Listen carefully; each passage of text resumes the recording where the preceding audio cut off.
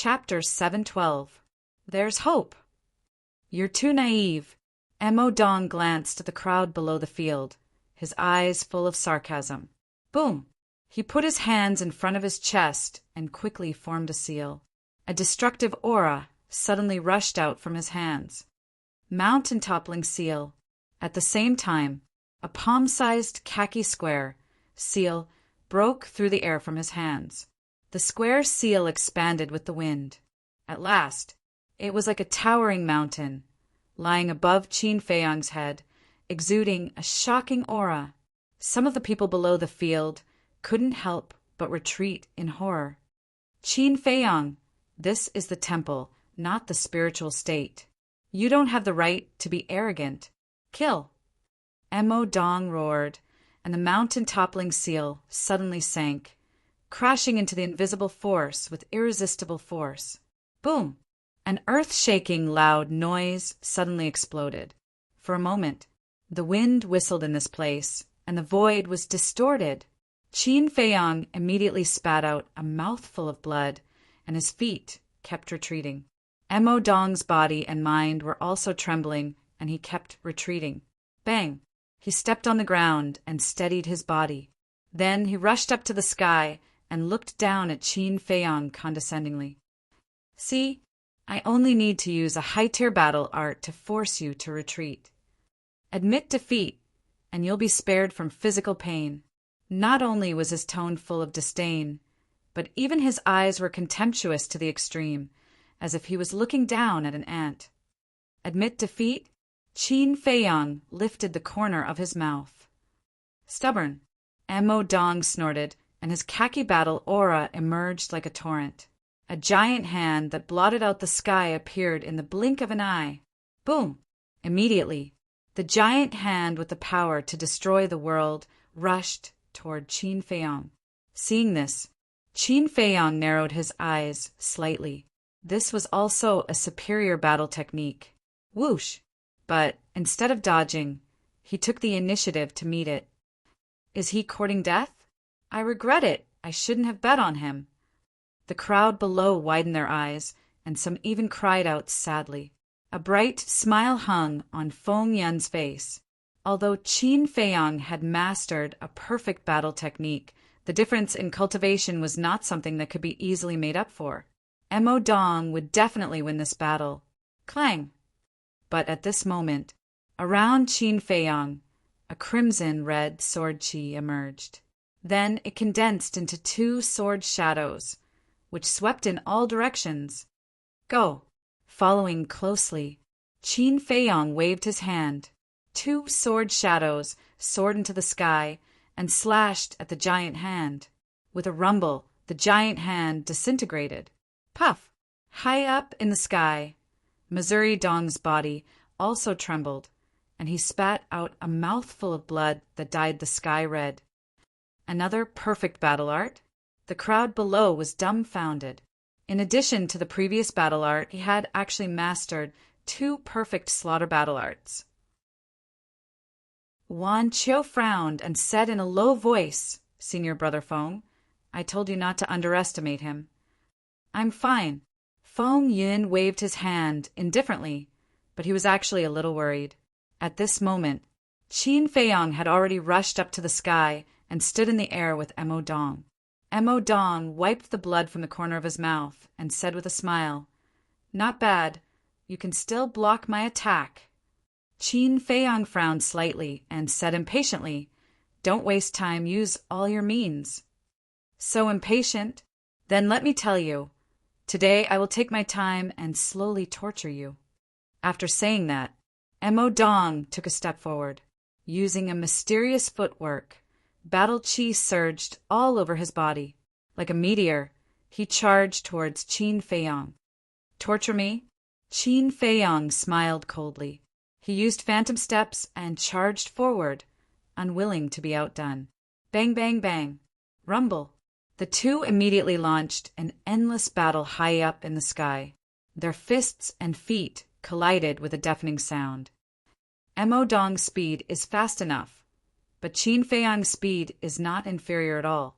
It seems that he has mastered a perfect auxiliary battle art. 3 perfect battle arts. Is this guy really from the spiritual state?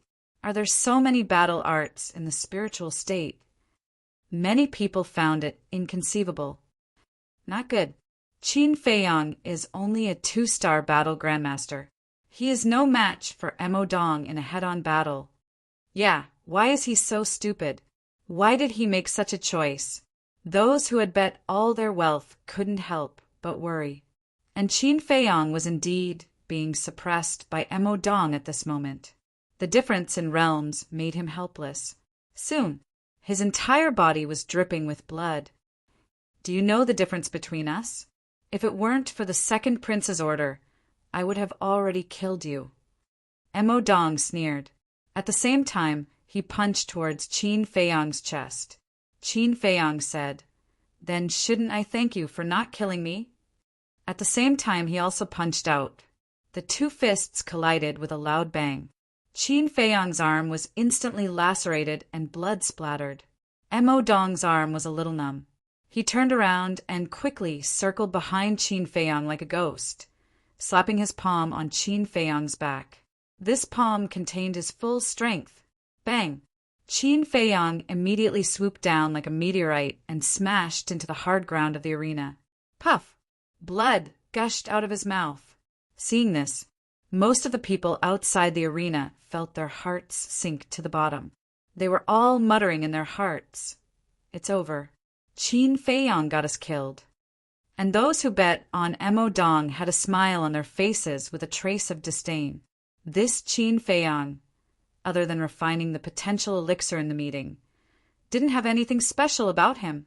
Mo Dong, Wan Qiu, and Feng Yin also smiled victoriously. Swish! Suddenly, Qin Feiyang stood up, wiped the blood off his face, looked around at the crowd, and smiled. "Sorry to make you worry."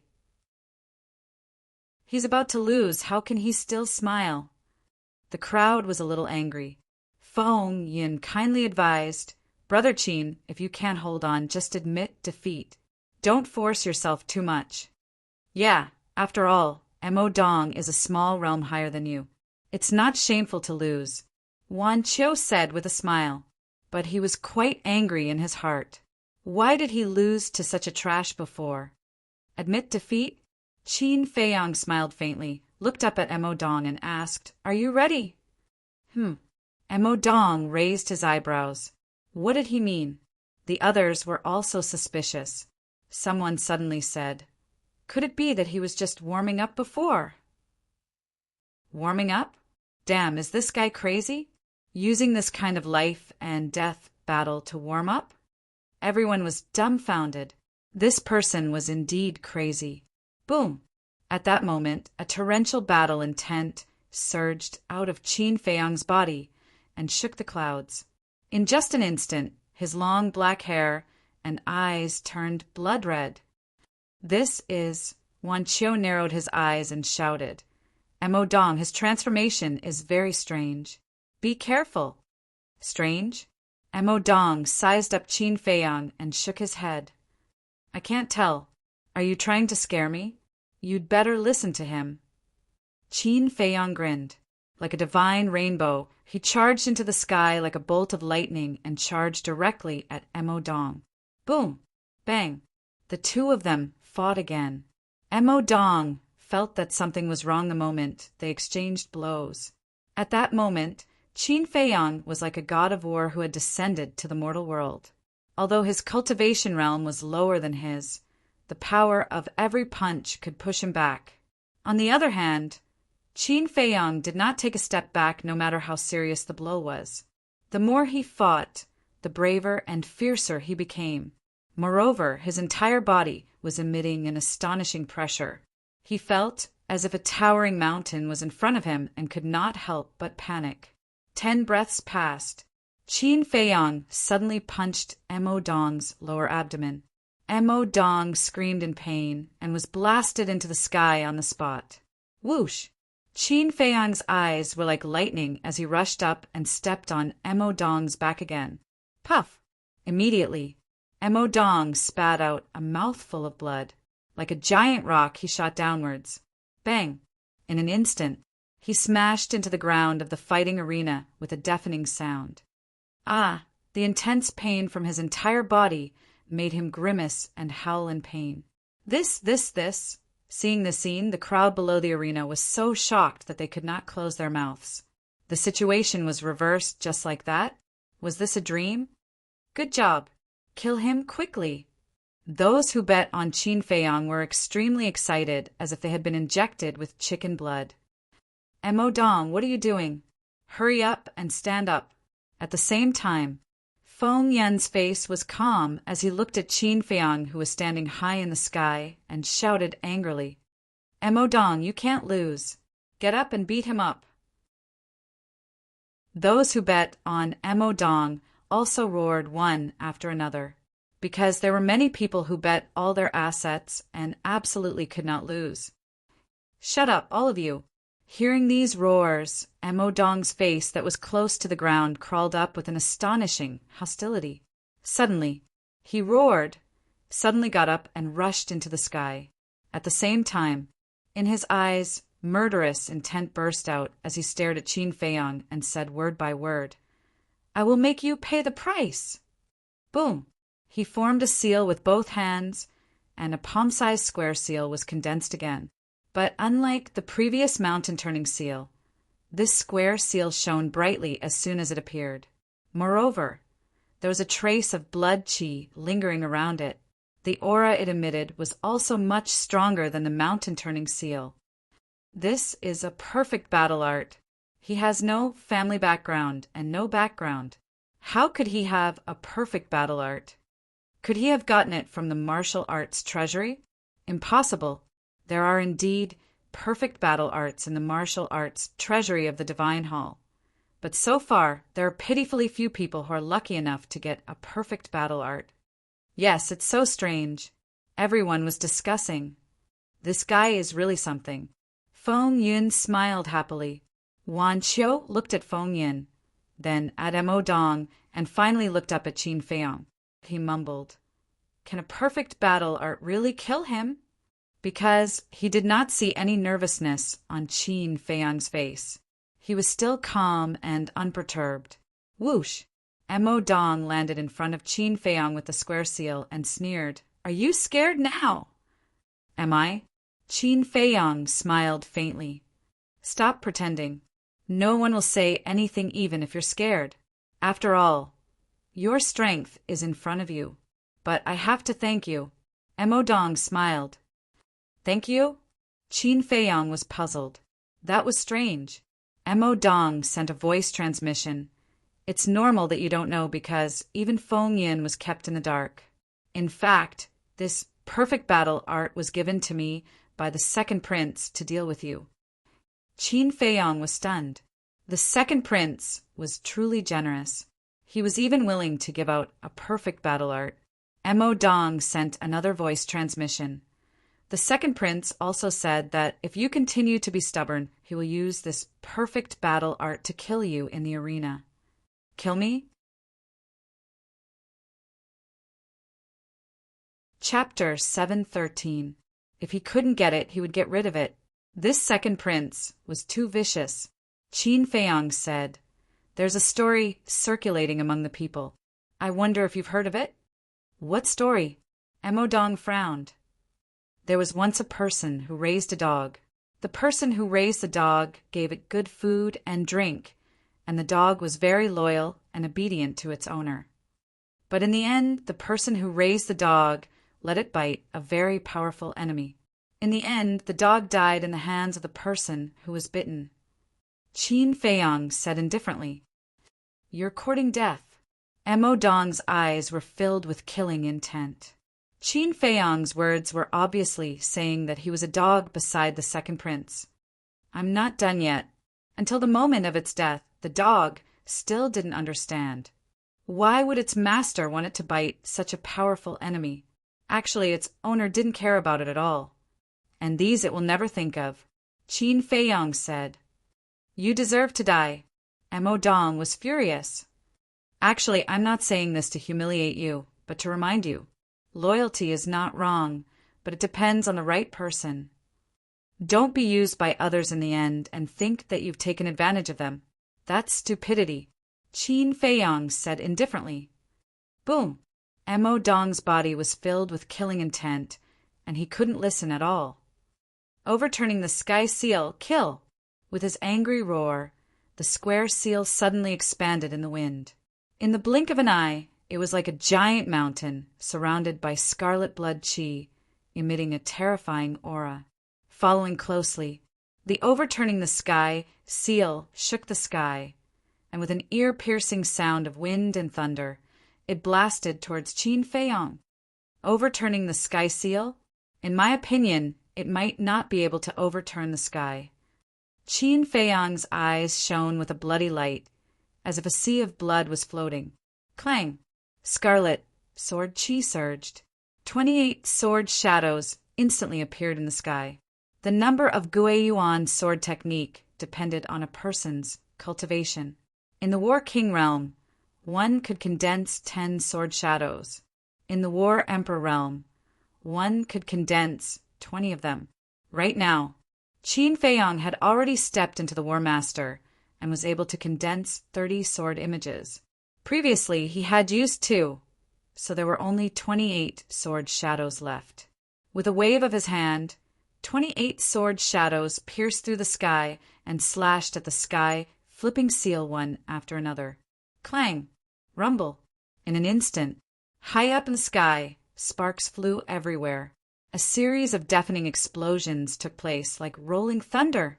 That terrifying sharpness swept across the sky. Boom!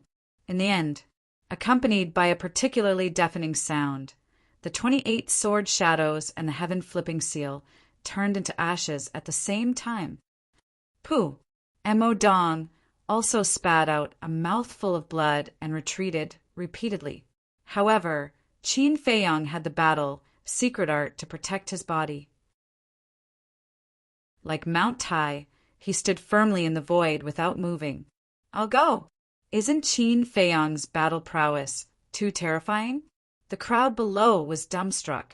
Although both of them had perfect battle arts, one had to know that Mo Dong's cultivation was one small realm higher than Qin Feiyang's. Originally, everyone thought that Mo Dong would defeat Qin Feiyang as easily as crushing dry weeds and smashing rotten wood. However, they did not expect that the result would be Qin Feiyang's victory. Actually, relatively speaking, Qin Feiyang's perfect battle art is better, because the power of each sword shadow is equivalent to a perfect battle art. Someone said in a deep voice with a serious tone. This was an extremely tyrannical existence, enough to dominate the same realm.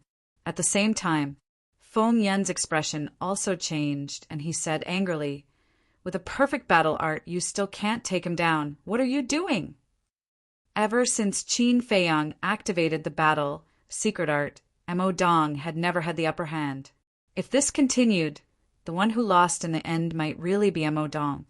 And once Mo Dong lost, he would have to kneel down and kowtow to Qin Feiyang in front of everyone. He would never do such a shameful thing.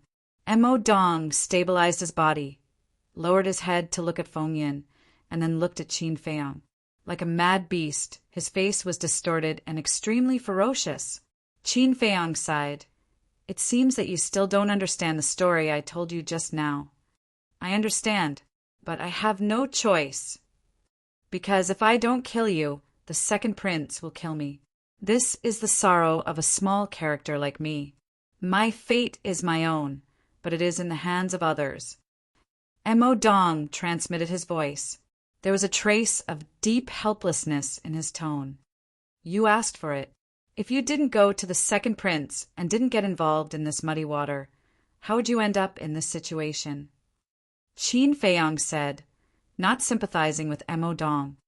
"Yes, I asked for it, so I must go on."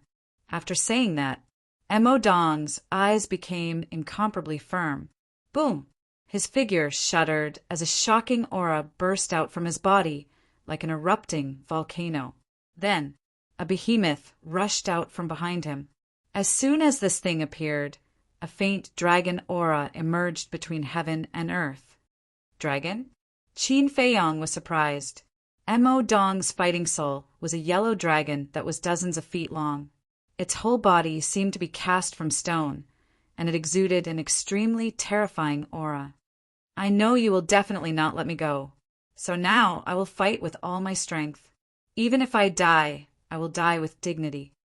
Mo Dong transmitted his voice, and his hands formed a seal. The overturning sky seal appeared again. Come on, today either you die or I die. He roared fiercely and rushed toward Qin Feiyang with the overturning sky seal and the dragon fighting soul. The destructive aura shrouded all directions. Qin Feiyang smiled faintly. Mo Dong's performance at the last moment was worthy of the title of a man. In the face of a worthy opponent, he would naturally go all out. Whoosh! He stepped into the air step by step. That terrifying speed was like lightning moving, leaving behind countless afterimages. In the blink of an eye, the two met with a loud bang. Mo Dong waved his hand, and the dragon fighting soul and the overturning sky seal suddenly shook the sky and blasted toward Qin Feiyang. At the same time, Qin Feiyang also stretched out his arm. Golden light burst out from his palm, and he slapped. Boom! Awoo! Immediately, the overturning sky seal and the dragon fighting soul turned in the air and blasted Mo Dong behind. Accompanied by a painful scream, Mo Dong's physical body was torn apart on the spot, and blood stained the sky. How is this possible? The crowd below looked at Qin Feiyang with bewilderment. He actually bounced the fighting soul and the overturning sky seal back. How did he do it? Haha, 1 to 5. This time I made a big profit. The next moment, the fighting arena was in an uproar. The people who were betting on Qin Feiyang couldn't help but cheer. Feng Yun, on the other hand, collapsed powerlessly. Wan Qiu also had a look of horror on his face.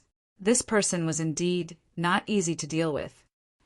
Giving yourself a taste of your own medicine is really a magical battle art. In the distance, Zhuge Mingyang stood on top of a big tree, looking at Qin Feiyang from afar, muttering to himself. There was also a smile on his face. Then he turned around and broke through the air, quickly disappearing. At the same time, in other directions, there were also more than a dozen young people paying attention to Qin Feiyang. These people were men and women. Their temperaments were extraordinary, and their auras were unfathomable. But no one appeared. After the battle between Qin Feiyang and Mo Dong ended, they left silently. Phew! High up in the sky, Qin Feiyang took a deep breath, stopped circulating the battle character art, and his appearance quickly returned to normal. Then, he lowered his head to look at Feng Yun, like a king overlooking his subjects, and said, "Kneel!" Feng Yun stuttered. He raised his head to look at Qin Feiyang, and transmitted his voice, "Can you leave me some face?" Qin Feiyang shook his head and said, "Face is earned by oneself, not given by others. Don't go too far." Feng Yun suddenly stood up and said angrily. Qin Feiyang said indifferently, "It's you who are going too far, not me. Hurry up, I don't have time to waste with you." Someone said disdainfully, "If you agree to a bet, you must accept your loss. If you want to kneel, then kneel." Feng Yun immediately looked at that person. His gaze was bone-chilling. That person immediately shrunk his neck, lowered his head, and did not dare to make a sound. Plop! Feng Yun also gritted his teeth, kneeled on the ground, and hit his forehead on the ground. He finally saw through it. No matter what he said today, Qin Feiyang would not change his mind. If he continued to beg, it would only be more humiliating. Swoosh! Qin Feiyang looked at him coldly, then turned around and streaked across the sky, quickly disappearing in the direction of the pill hull. "Bastard! I will definitely make you pay the price." Feng Yun also stood up, looking at Qin Feiyang's back. His eyes flashed with a shocking murderous intent. However, the show had just begun. As soon as Qin Feiyang left, those who were escorting Qin Feiyang swarmed towards Feng Yin. Feng Yin was so angry that he was about to go crazy. Not only did he lose all his face, but he was also going to lose all his fortune. Senior Feng Yin, are you going to go back on your word? When it concerned their own interests, those disciples also became tough. What a joke! Do I, Feng Yin, look like someone who would go back on his word? It's just that there are too many of them. Give me some time to prepare. Feng Yin said angrily. Someone said, then you should at least give a specific time, right? 3 days. 3 days later. Go to my alchemy room to get it. I will compensate you however much you lose. As soon as Feng Yin finished speaking, he flew into the air and returned to his alchemy room. Damn it! As soon as he walked into the alchemy room, he flew into a rage and was about to go crazy. After a long time, he finally calmed down and took out the image crystal. Soon, a young man in a golden robe appeared in the void in front of him. This person was about 1.8 meters tall, with good facial features and an extraordinary bearing. Below the corner of his mouth, there was a black mole the size of a mung bean, which was very eye-catching, and the golden robe on his body was embroidered with a lifelike python. Feng Yin cupped his hands and said, "Greetings, Your Highness." That's right. This person was the second prince. The second prince asked with a smile, "Have you done what I asked you to do?" "I failed. Mo Dong was killed by Qin Feiyang." Feng Yin lowered his head and said, "What?" The second prince was furious and shouted, "I even gave him the perfect battle art and he still failed." Feng Yin was slightly stunned and asked, "You gave him the perfect battle art?" "That's right. I thought that with the perfect battle art he would be able to defeat Qin Feiyang, but I didn't expect him to be so useless." The second prince snorted coldly. "Mo Dong isn't a talent to begin with. Why are you nurturing him like this?" Feng Yin frowned and was puzzled. "Do you think I'm really nurturing him? I'm just using him." The second prince smiled disdainfully. "Your Highness, even if you're using him, you should find a reliable one. You don't know, but I was screwed by him this time." Chapter 714. What's wrong?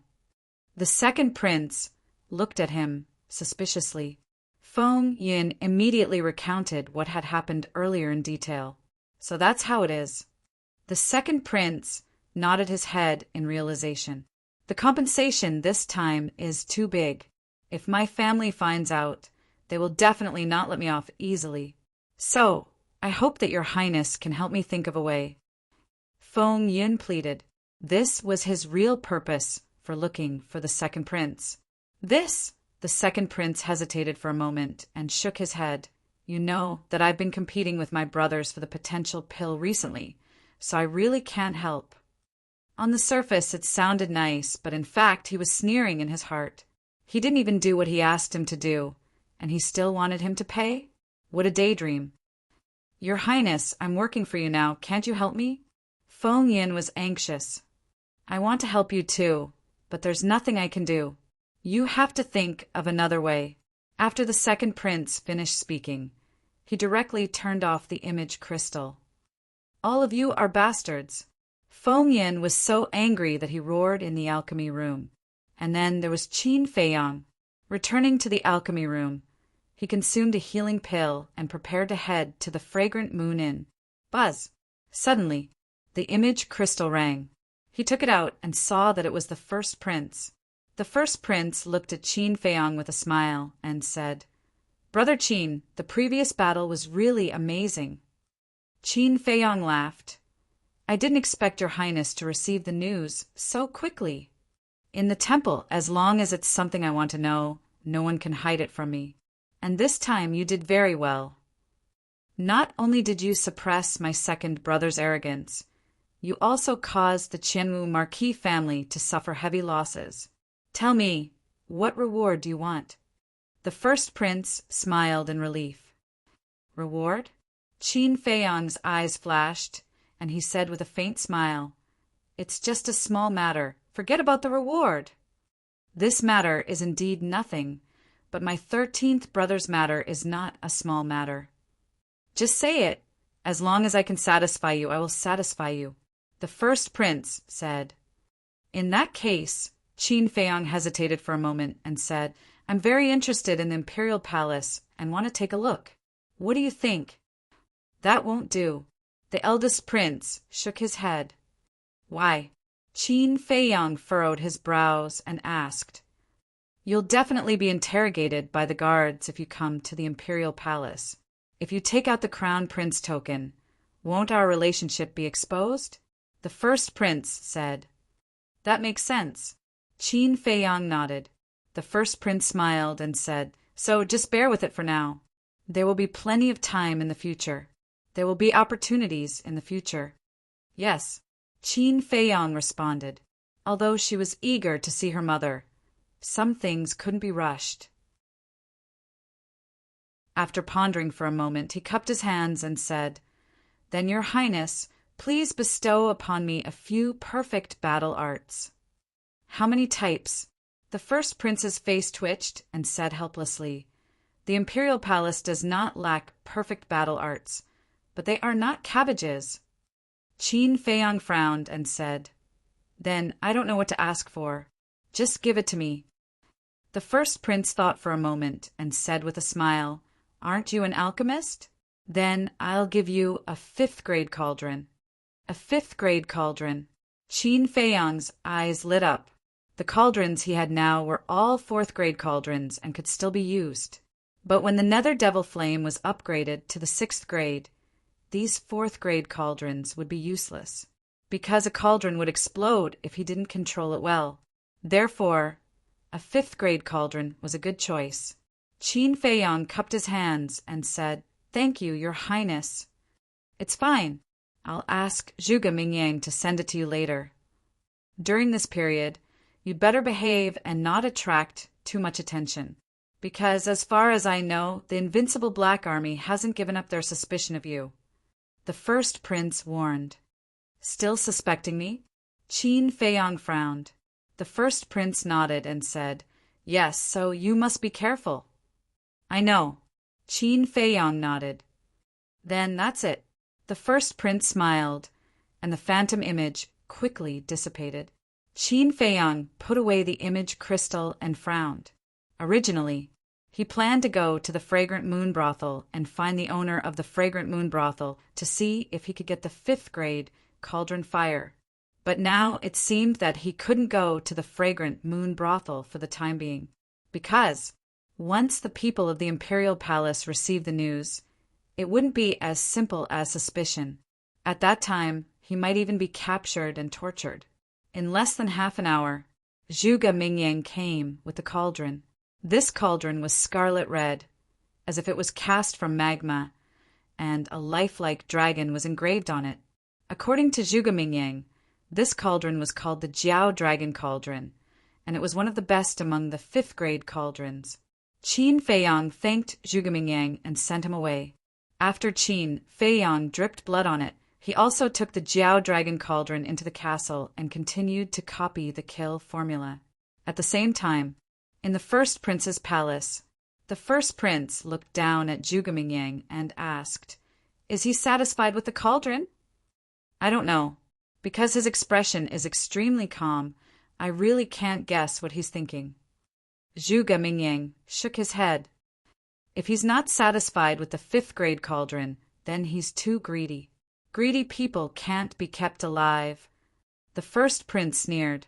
Zhuge Mingyang frowned as if he wanted to say something, but he didn't say it. After a moment of silence, a glint flashed across the first prince's eyes as he asked, Don't you think we should do something? What do you mean? Zhuge Mingyang looked at him suspiciously. Right now, the invincible Black Army is still suspicious of Qin Feiyang. If we don't get rid of this problem quickly, I'm afraid that Qin Feiyang will accidentally reveal a flaw and implicate us. The first prince said worriedly. Although the 13th prince was killed by Qin Feiyang, they also had accomplices. If this matter was exposed, they would more or less be affected. Zhuge Mingyang's pupils shrank when he heard this. He said in surprise, "Your Highness, you're not planning to kill him, are you?" "Kill him?" The first prince was taken aback. He shook his head and said with a smile, "Qin Feiyang is too valuable. How could I bear to kill him?" "Then, Your Highness, what do you mean?" Zhuge Mingyang was puzzled. The first prince said, "I mean to find a scapegoat. As long as the culprit is caught, the invincible Black Army will naturally not suspect Qin Feiyang." "A scapegoat?" Zhuge Mingyang pondered for a while and said with a smile, "Your Highness is wise. I'll take care of this. You must do it well. Don't make any mistakes." The first prince said, "Don't worry. As long as you're willing to pay the price, there will naturally be someone willing to be the scapegoat." Zhuge Mingyang smiled confidently. In less than 3 days, an explosive piece of news spread throughout the capital city. The culprit who murdered the 13th prince and Lin Jian had been caught. Moreover, he had been executed by the invincible Black Army's commander. On the same day, Lu Xingqian found Qin Feiyang. Alchemy Room 701. The stone door was tightly shut. Lu Xingqian waved his hand. 2 chairs and a tea table appeared on the ground. Lu Xingqian sat on one of the chairs and looked at Qin Feiyang. He said with a smile, "Sit down and talk." As he spoke, he took out a tea set. Qin Feiyang looked at Lu Xingqian in confusion. He sat opposite Lu Xingqian and asked, "What's going on?"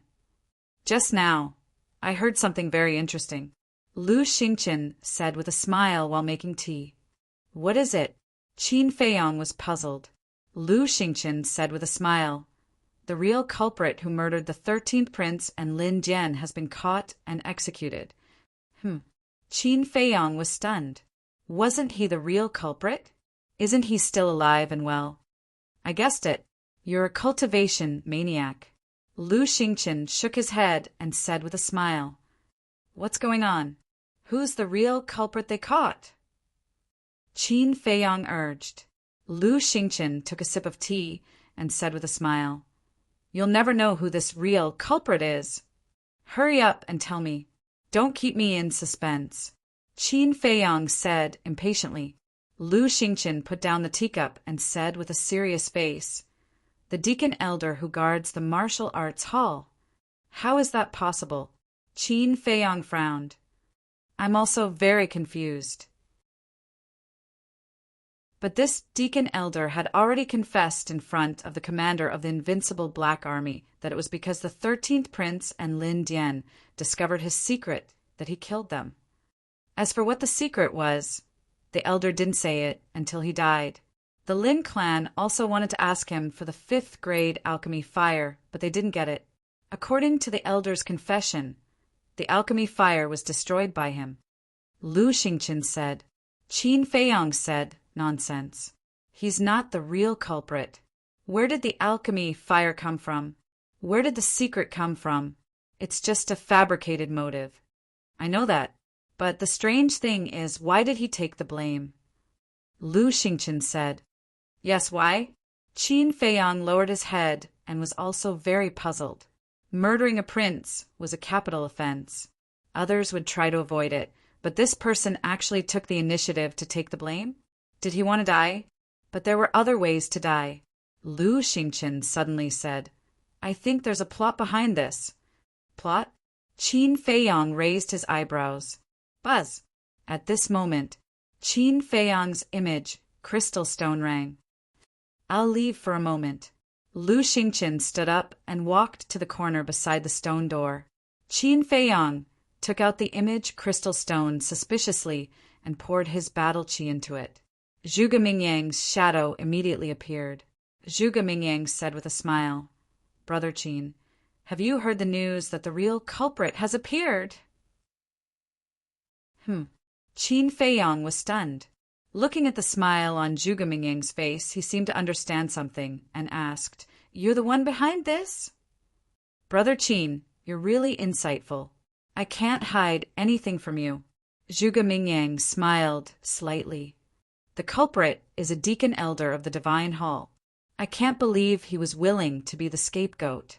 Brother Zhuge, I have to admit that you're really good, Qin Feiyong said with a smile. Compared to Brother Qin, what is this little scheme of mine?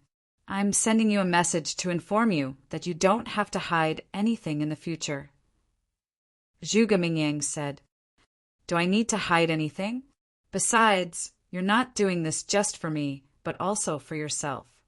Qin Feiyong said with a faint smile, It doesn't matter whether it's for me or for you. The important thing is that the problem has been solved, isn't it? Well, I'm going back to work. As Zhuge Mingyang's voice fell, the shadow quickly disintegrated. Lu Xingqian returned to his seat and asked, Do you think the first prince knows about this? Qin Feiyong said, Is there a need to think about it? He definitely knows. Maybe it was the first prince's idea. These people are really ruthless, and the intrigue of the imperial palace is really scary. Fortunately, I didn't get involved. Lu Xingqian shook his head and smiled. In the imperial palace, if you don't have a brain, you'll only end up as cannon fodder.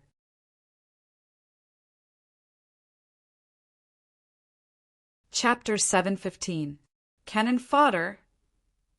Lu Xingqian pondered for a moment, then nodded. That's true. After a pause, he smiled and said, It's quite boring to cultivate every day. Why don't we go out for a stroll? Where to? Qin Feiyong asked. Lu Xingqian smiled and said, I heard that the Fragrant Moon Brothel is very famous. I haven't been there for so long, so I might as well go to the Fragrant Moon Brothel. Fragrant Moon Brothel? Qin Feiyong muttered, his eyes flashing, and nodded. Okay, let's go to the Fragrant Moon Brothel. Now that the crisis had been resolved, it was time to find the owner of the Fragrant Moon Brothel and ask for the 5th grade pill fire. But just as he got up, Qin Feiyong suddenly looked straight at Lu Xingqian, a trace of surprise in his eyes. What's wrong? Lu Xingqian looked at him in confusion. Qin Feiyong frowned. Your aura is stronger than before. Could it be? Lu Xingqian nodded. Yes, I have already broken through to the 4-star War Master. So fast. Qin Feiyong was dumbfounded. Lu Xingqian smiled. Aren't you also quite fast? How long have you been in the temple? You've already broken through to the 2-star War Master. Qin Feiyong put on a fake smile, then opened a teleportation door and took the lead to walk in. Lu Xingqian followed closely behind.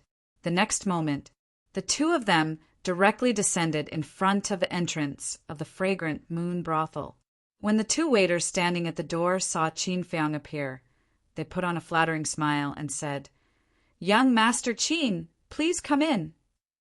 Qin Feiyong said, Arrange a private room for me. Lu Xingqian waved his hand and smiled. What private room? Just find a place in the lobby. This? Qin Feiyong frowned and nodded. All right. Seeing Qin Feiyong nod, the shop assistant smiled and said, Please follow me. Under the guidance of the waiter, the two of them arrived at a table in the middle of the hall. In the meantime, as soon as the two of them walked in, the noisy Fragrant Moon Brothel immediately quieted down. All eyes were on Qin Feiyong. After the two of them were seated, the waiter asked, Young Master Qin, what would you like to order? Qin Feiyong said, Just a few dishes and 2 pots of wine will do. All right, young masters, please wait for a moment. The waiter shouted, then turned around and ran to the kitchen. What do you mean? You clearly know that everyone in the capital knows about me, yet you still let me sit in the main hall. Qin Feiyong looked at Lu Xingqian and asked through voice transmission. Lu Xingqian smiled faintly. In the private room, it's just the two of us drinking, how boring, but here, look at how lively it is. Qin Feiyong looked around and saw that everyone was staring at him. He couldn't help but frown. Lu Xingqian laughed. It's not like you haven't seen the world. What are you afraid of? All right, I'll drink with you here, Qin Feiyong said helplessly. Originally, he still wanted to find the owner of the Fragrant Moon Brothel, but now that everyone was watching, it was obviously impossible. Suddenly, around him, young people stood up one after another, each holding a wine glass in their hands, and walked towards Qin Feiyong. Trouble is coming. Qin Feiyong rubbed his forehead. Brother Qin, I'm the young master of the Li family in the 2nd district. Can I have the honor of treating you to a drink? A young man in white smiled. The others also introduced themselves, one after another. Qin Feiyong stood up and pointed to Lu Xingchen, smiling. Everyone, I'm sorry, this Qin is entertaining this distinguished guest. If there's a chance in the future, I'll drink with you. Distinguished guest? Everyone was stunned and looked at Lu Xingchen. Lu Xingchen touched his nose, his face twitching nonstop. When did he become a distinguished guest? The young man in white looked at Lu Xingchen, cupped his hands, and smiled. May I ask how to address you, brother? To be able to become Qin Feiyong's distinguished guest, his identity was definitely not simple. Such a person had to be fawned over. Lu Xingchen smiled. I'm just a nobody, don't take it to heart. A nobody could make Qin Feiyong personally entertain him? Obviously, this person was not telling the truth. But everyone didn't continue to ask, so they turned and left resentfully. Qin Feiyong also returned to his seat, a smile at the corner of his mouth. You really have a bad heart. Lu Xingchen rolled his eyes at him. Qin Feiyong said lightly, You insisted on sitting in the lobby. Who's to blame? Okay, I'll tell you the truth. In fact, I asked you to sit in the lobby because I want you to meet 2 people. Lu Xingchen transmitted his voice. Sure enough, it's not that simple. Qin Feiyong muttered and asked, Who? You'll know later. Lu Xingchen smiled mysteriously. Qin Feiyong frowned and said, So, this is not the first time you've come to Fragrant Moon Brothel? Lu Xingchen said, This is the 3rd time. Qin Feiyong looked at him meaningfully and fell silent. The waiter soon served the wine and dishes.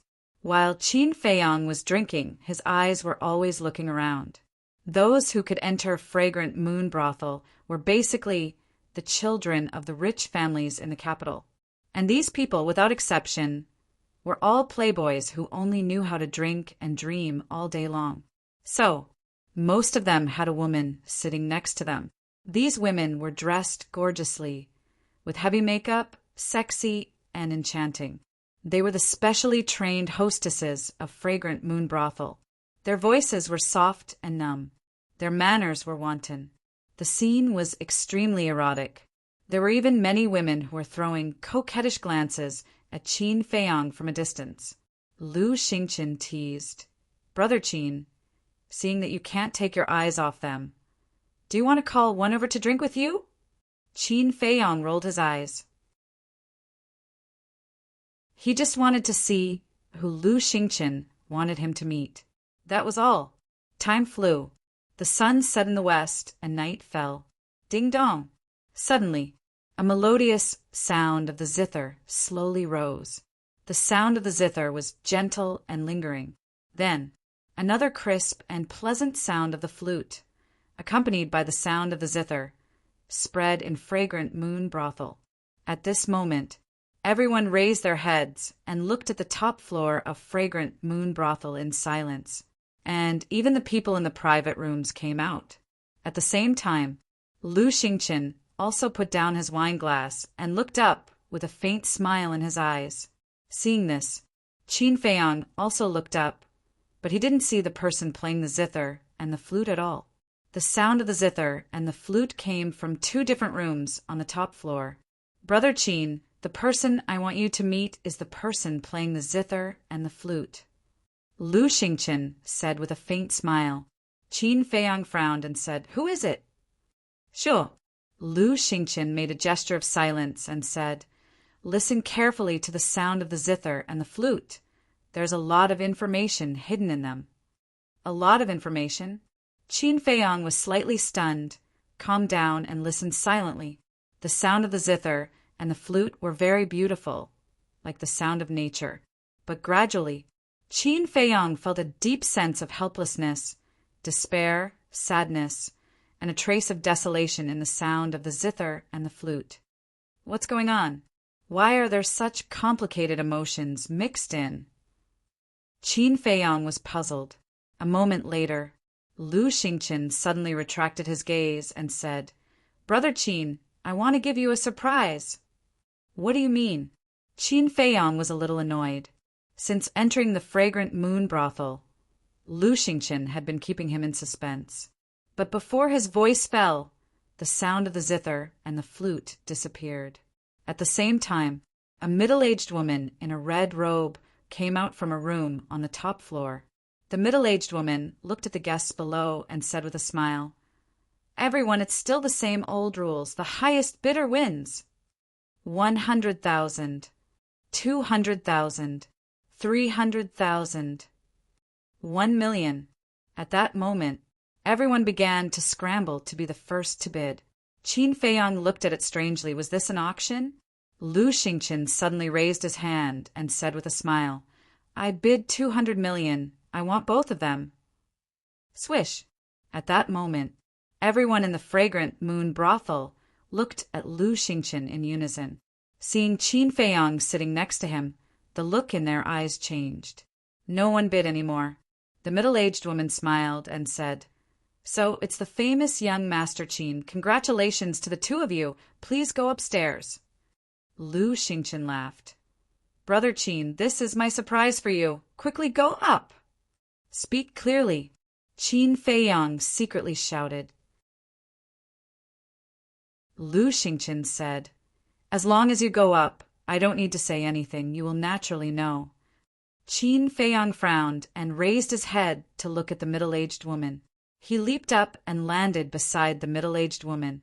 "First Prince, when Qin Feiyang knows about their current situation, you will be completely finished. Just wait."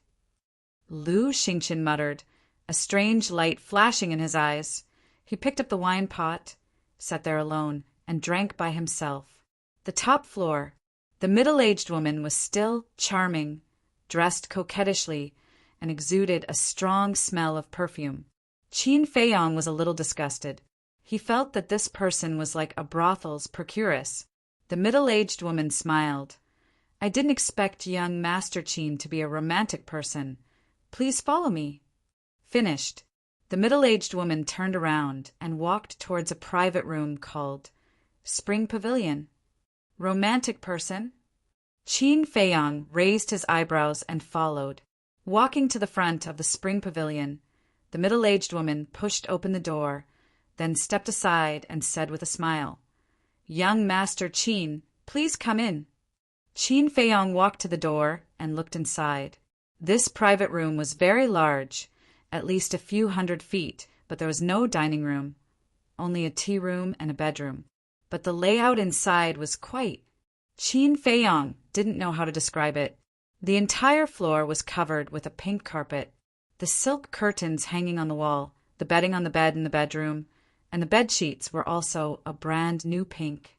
It gave people the feeling that this was a place for indulgence. Qin Feiyang immediately realized that he had been tricked by Lu Xingqian. Seeing that Qin Feiyang didn't move, the middle-aged woman smiled. "Young Master Qin, if you are not satisfied, I will get someone to redecorate for you." "There is no need." Qin Feiyang waved his hand and braced himself to walk in. A faint fragrance assailed his nose. As soon as this fragrance entered his body, Qin Feiyang felt that his heart began to heat up. It was as if some kind of desire had been aroused. Qin Feiyang stood in the middle of the private room, looking around, and suddenly found an incense burner beside the bed in the bedroom. Wisps of green smoke were floating out of the incense burner, and the fragrance came from the green smoke.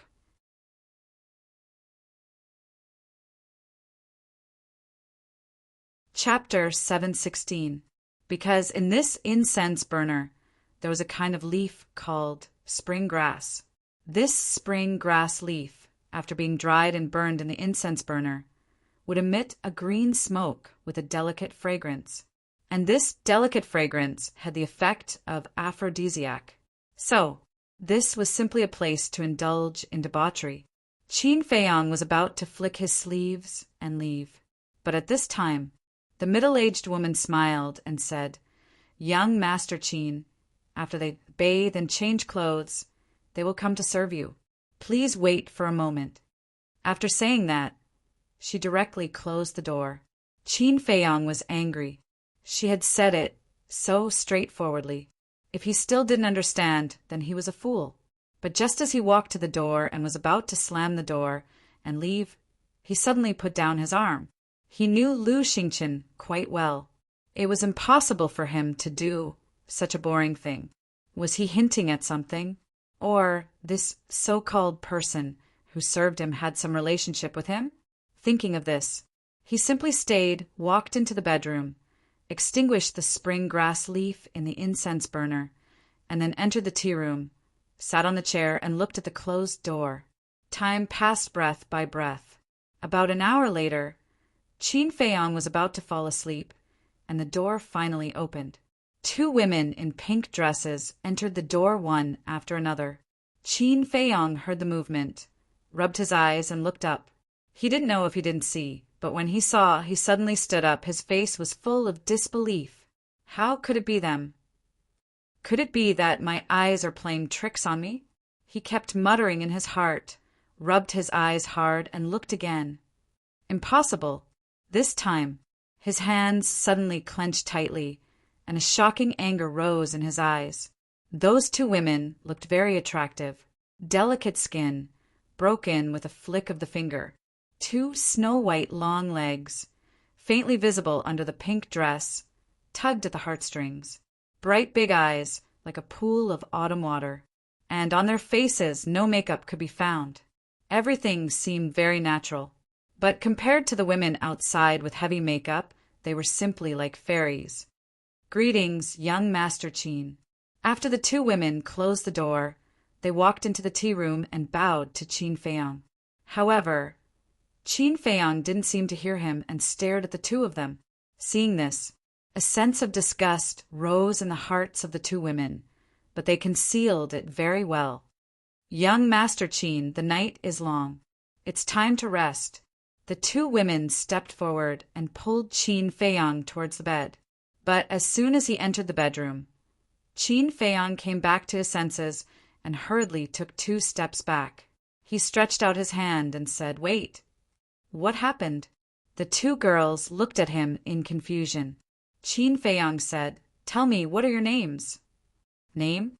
The 2 women were stunned. One of them said, "Young master can call us she-er and you-er."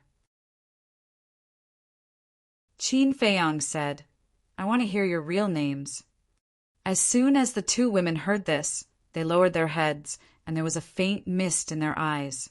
Qin Feiyang was silent for a long time.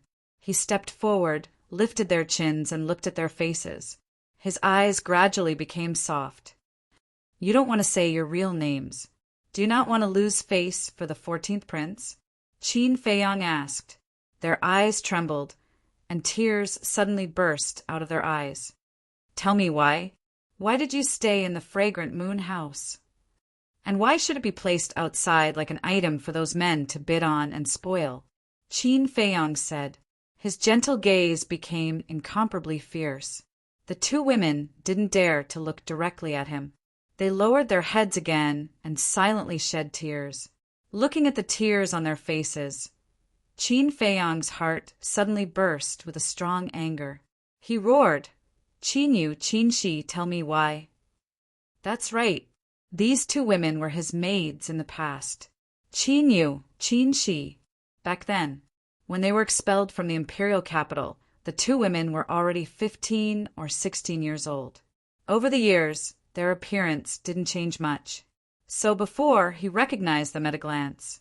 In the past, he had always treated them as sisters.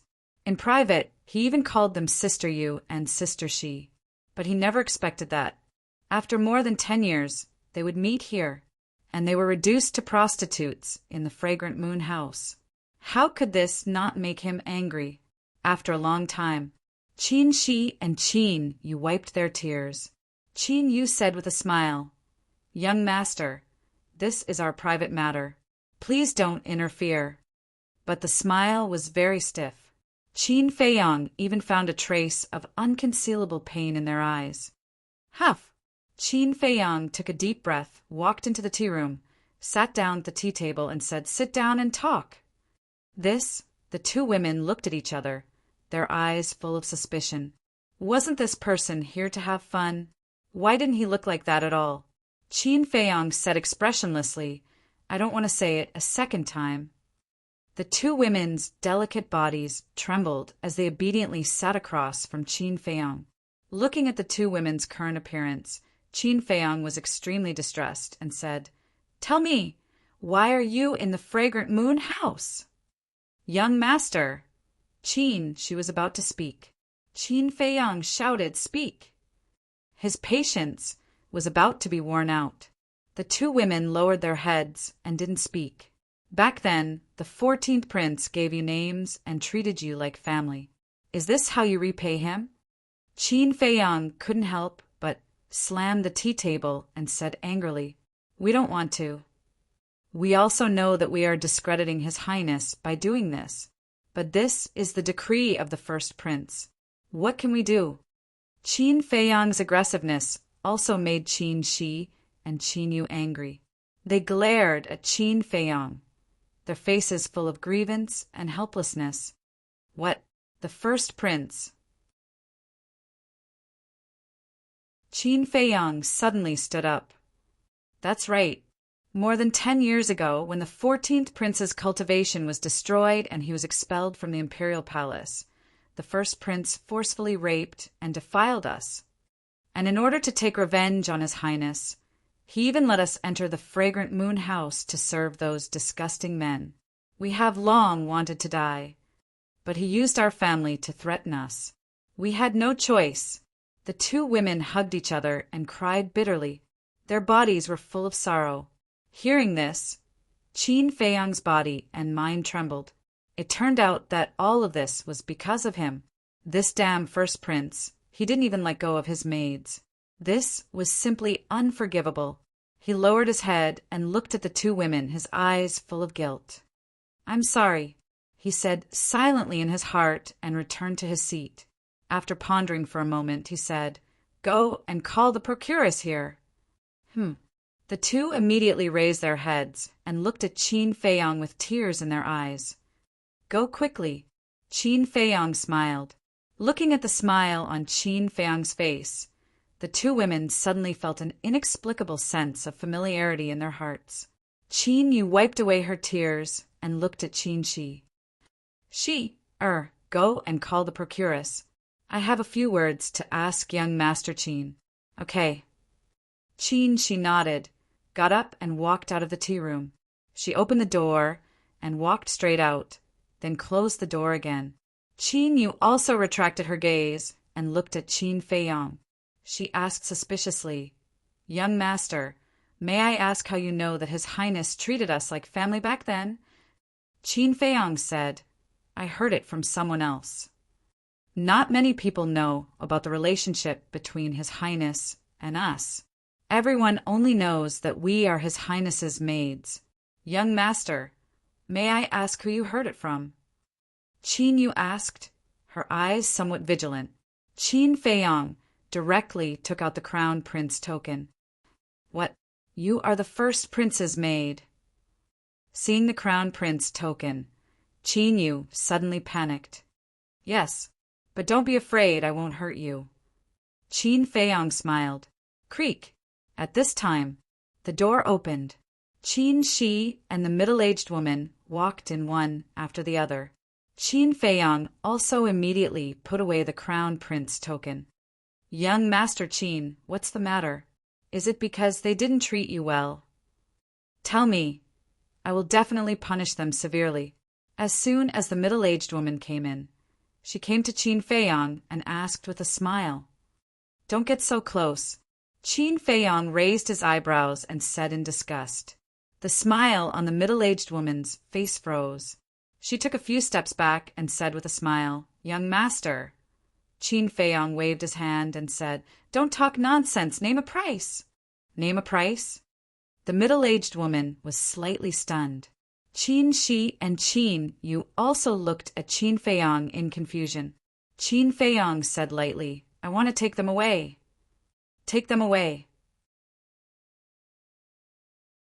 The middle-aged woman was completely stunned.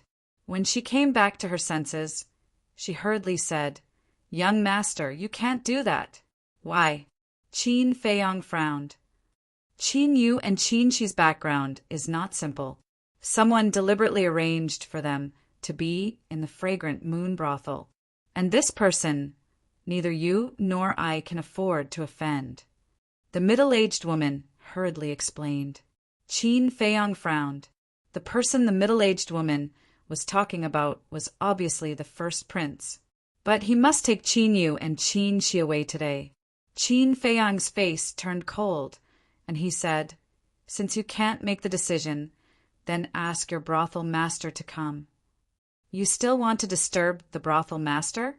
Qin Yu and Qin Shi's expressions changed, and they were about to say something. Qin Feiyong waved his hand and looked at the brothel keeper. His eyes were like sharp blades, and he said, "Didn't you hear? Go and ask your brothel master to come here." Okay, I'll go right away." The brothel keeper's eyes trembled, and she quickly turned around and trotted out. "Young master, thank you for your kindness, but this matter involves too much. I hope young master won't bring trouble to yourself." Qin Yu also immediately persuaded. "It's okay. This fire can't burn me." Qin Feiyong smiled faintly, took out the image crystal, and sent a message to Zhuge Mingyang. Soon, Zhuge Mingyang's shadow appeared. At the same time, Qin Feiyong, Qin Yu, and Qin Shi also appeared in front of Zhuge Mingyang. When he saw Qin Yu and Qin Shi, Zhuge Mingyang was slightly stunned, and he said with a smile, "Brother Qin, you're so carefree. You even went to the fragrant moon brothel. Life is short, so I naturally have to enjoy myself." Qin Feiyong smiled faintly and said, "This time I'm looking for Brother Zhuge, because I want to trouble Brother Zhuge to tell His Highness that I want to take Qin Yu and Qin Shi away." "Take them away?" Zhuge Mingyang was stunned and said, "Do you know their identity?" "Yes, they used to be the maid of the 14th prince." Qin Feiyong nodded. Zhuge Mingyang frowned and asked in confusion, "Why do you want to take them away?" "Well, cough." Qin Feiyong coughed and said with a smile, "I like them, but the fragrant moon brothel won't let them go, so I can only ask the first prince. This is not easy. I'll talk to the first prince and give you an answer later."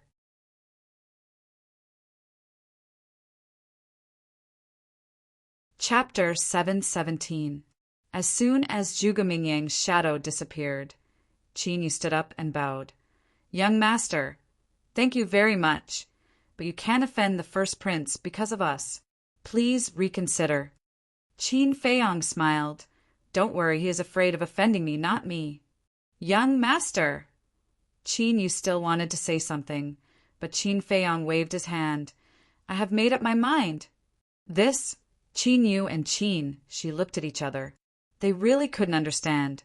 They were just strangers who met by chance. Why would this person help them? Soon, the image crystal rang. The first prince and Zhuge Mingyang's shadow appeared at the same time. "Greetings, your highness." Qin Yu and Qin Shi immediately bowed. Although they hated the first prince, they had no choice but to submit to his status. To be valued by Brother Qin, you are really lucky. The first prince coldly snorted and looked at Qin Feiyong, frowning. "Brother Qin, if you really like women, I can give you a lot. Why do you like them?" Qin Feiyong smiled. "If I say love at first sight, would you believe me?" "Only a ghost would believe you." The first prince rolled his eyes and said, "Say it. What is it?" Qin Feiyong's eyes flashed. He had long expected that the first prince would get to the bottom of it, so he had already thought of a countermeasure. "Cough, cough." With a dry cough, Qin Feiyong said awkwardly, "Their skills are good. I like women like them." "Skills are good?" The first prince and Zhuge Mingyang looked at each other. They really didn't expect that Qin Feiyong actually liked this. The first prince smiled. "Since Brother Qin likes them, then I will reluctantly give them to you."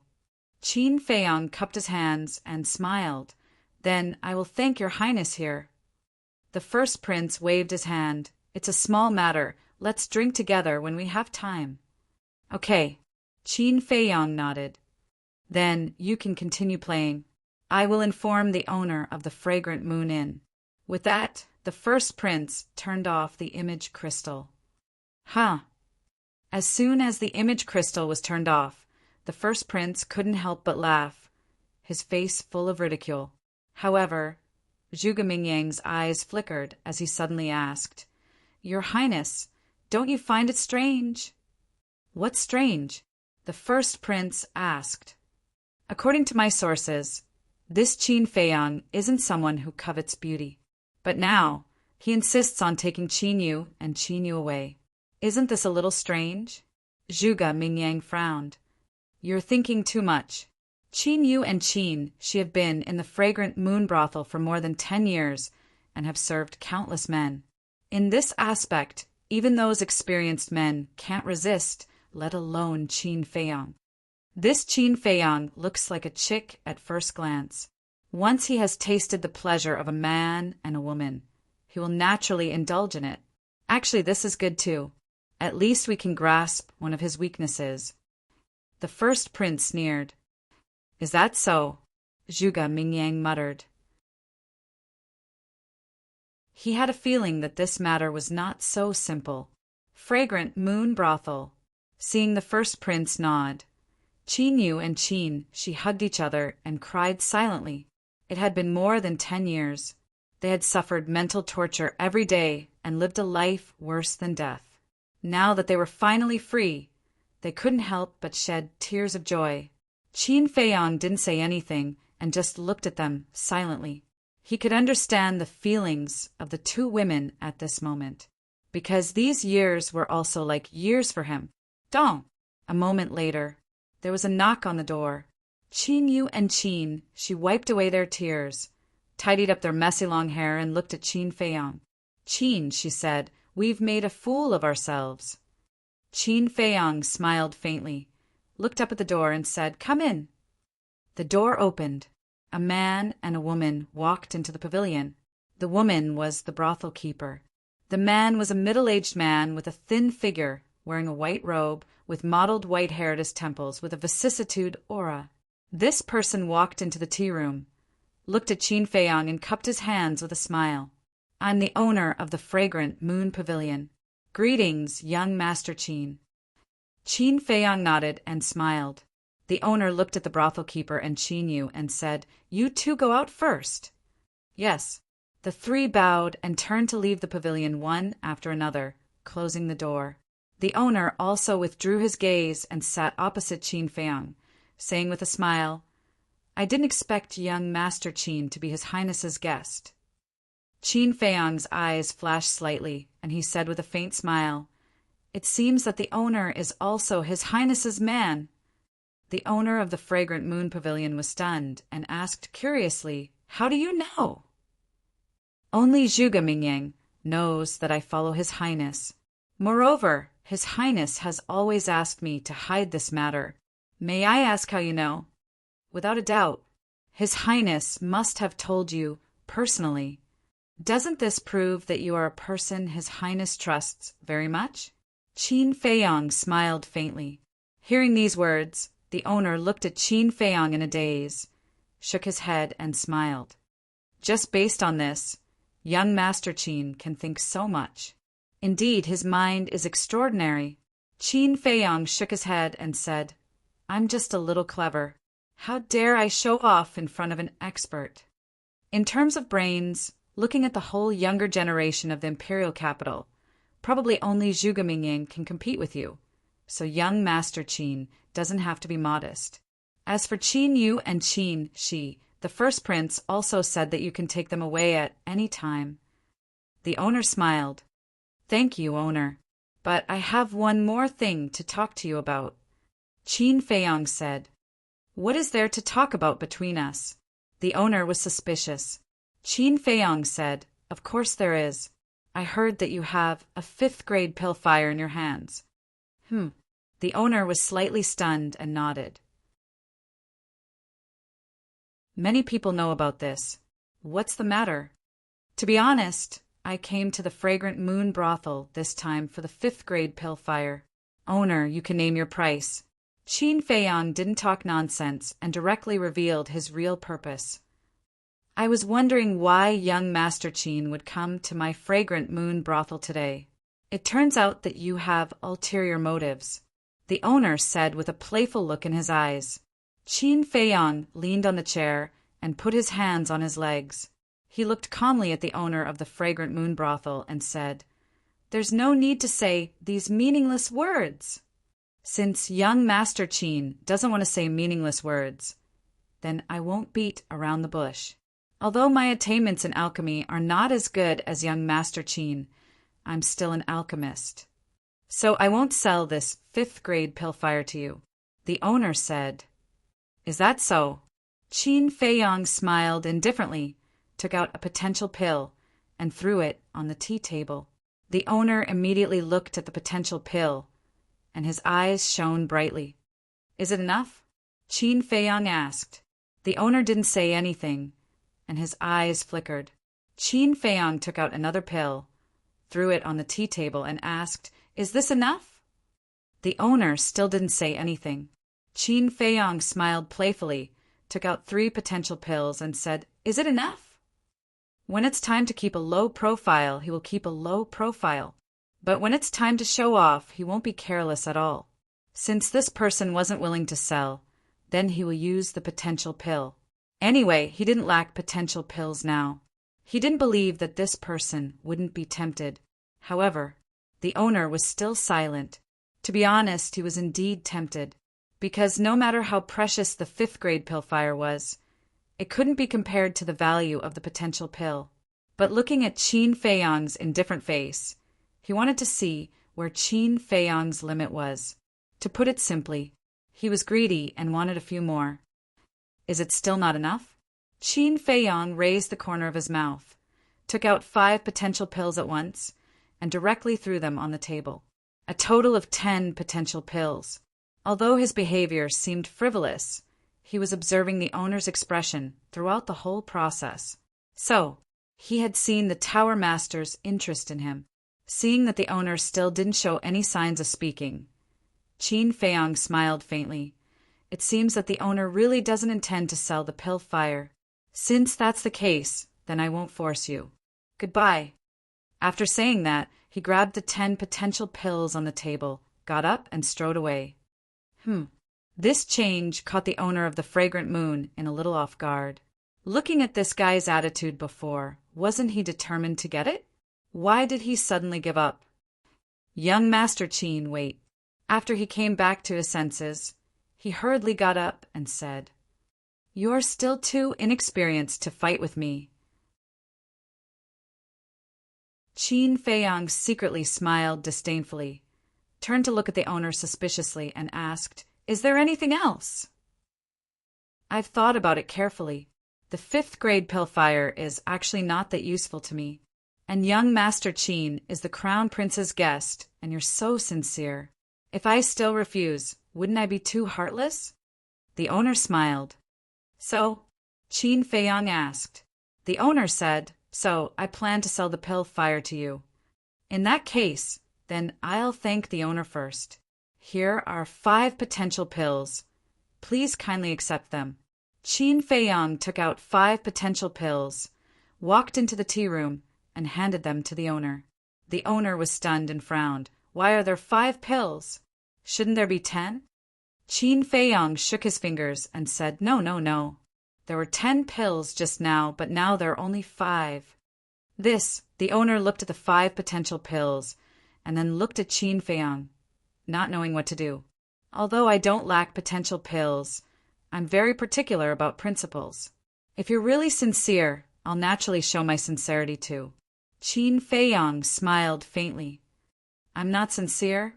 The owner frowned. "Do you really think I can't tell? Just now, you kept silent again and again. Wasn't it because you wanted me to take out more potential pills? As a person, we can't be like you. After all, we're all working for the Crown Prince. Don't you think so?" Qin Feiyang smiled and asked, Yes. The owner nodded, but it was hard for him to accept losing 5 potential pills. You're not selling? Then forget it. It just so happens that I'm short of money recently. I'll just auction it off at the main pavilion. Qin Feiyang grabbed the 5 potential pills and turned to leave. The owner rubbed his forehead and said, Okay, I'll sell it to you. He looked troubled. If he knew, he would have agreed from the start. He lost 5 potential pills for nothing. Sigh. It was all because of his greed. He sighed and took out an old metal box from his chinkuan bag. He handed it to Qin Feiyang and said helplessly, The pill fire is inside. Qin Feiyang opened the metal box, and a palm-sized flame entered his sight. After the owner erased the blood contract, Qin Feiyang handed the 5 potential pills over. After the transaction was completed, Qin Feiyang did not stay any longer and turned to leave. This lad is really as sly as an old fox.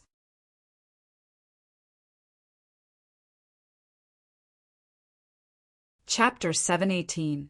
In the corridor outside the door, Qin Yu and Qin, she stood side by side. Seeing Qin Feiyang come out, the 2 women immediately bowed. Don't be so polite. Qin Feiyang smiled and looked at the corridor on both sides. He didn't see the middle-aged woman, so he asked, Where is the madam? Qin Yu said, Someone sent her a message and left. Then let's go. Qin Feiyang nodded and walked downstairs with the 2 women. Seeing this, the others were all surprised. What's going on? Why did these 2 women go downstairs with Qin Feiyang? Lu Xingqian was also a little surprised. Soon, the 3 of them came to the lobby, and Qin Feiyang led them to Lu Xingqian. Greetings, young Master Lu. To Qin Feiyang's surprise, the 2 women bowed as soon as they saw Lu Xingqian. Qin Feiyang asked in surprise, Do you know each other? Lu Xingqian smiled and said, I saw them the first time I came to the Fragrant Moon house. Do you think we know each other? I see. Qin Feiyang suddenly understood. When I first came here and saw everyone bidding, I was as confused as you were at first. Later, after some inquiry, I learned that they were your maids. So, I paid a high price to buy them for one night. Lu Xingqian said again. Buy them for one night? Qin Feiyang raised his eyebrows. Don't get me wrong. I didn't do anything that night. I just chatted with them. Lu Xingqian laughed secretly.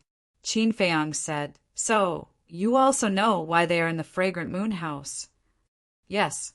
It's precisely because I know that I specially brought you to the Fragrant Moon house. Lu Xingqian said. Thank you. Qin Feiyang thanked him sincerely in his heart. If it weren't for Lu Xingqian, who knew when he would have found out about Qin Yu's current situation. There's no need to thank me. After all, I still owe you a lot of favors. Lu Xingqian smiled faintly. At this moment, a burly man in black walked into the Fragrant Moon brothel. He glanced around the lobby, and his eyes locked onto Qin Feiyang. Next, the black-clothed man walked straight to Qin Feiyang and bowed. Greetings, young Master Qin. Qin Feiyang was stunned and asked suspiciously, You are? I am a guard of the Marquis of Qianwu. Our Marquis would like to invite young Master Qin to the Marquis mansion for a chat. The black-robed man transmitted his voice. Qianwu Marquis? Qin Feiyang furrowed his brows. What is it? Lu Xingqian asked. Qin Feiyang sent a sound transmission. The Marquis of Qianwu wants to see me. He is Feng Yan's father. Why does he want to see you? Lu Xingqian was suspicious. I don't know either. Qin Feiyang replied, looked at the black-clothed man and asked, Marquis, is there something you need from me? The Marquis only said to invite young master to his residence as a guest. I don't know anything else. The black-clothed man transmitted. Qin Feiyang pondered for a moment, then asked, When are we going? Now. The Marquis has already prepared a banquet and is waiting for young master. The black-clothed man said. Qin Feiyang's eyes flashed. He looked at the black-clothed man and said, Go out and wait for me." "Yes." The black-clothed man bowed, then turned and walked out. Lu Xingqian thoughtfully looked at the back of the tall and sturdy man and said softly, "Be careful, it's a Hongmen banquet." "I also have to go to the Hongmen banquet. After all, the other party is a martial marquis, and he has already set up a banquet," Qin Feiyang said. "Then what about them? You have to know that only the war sect is qualified to enter the temple."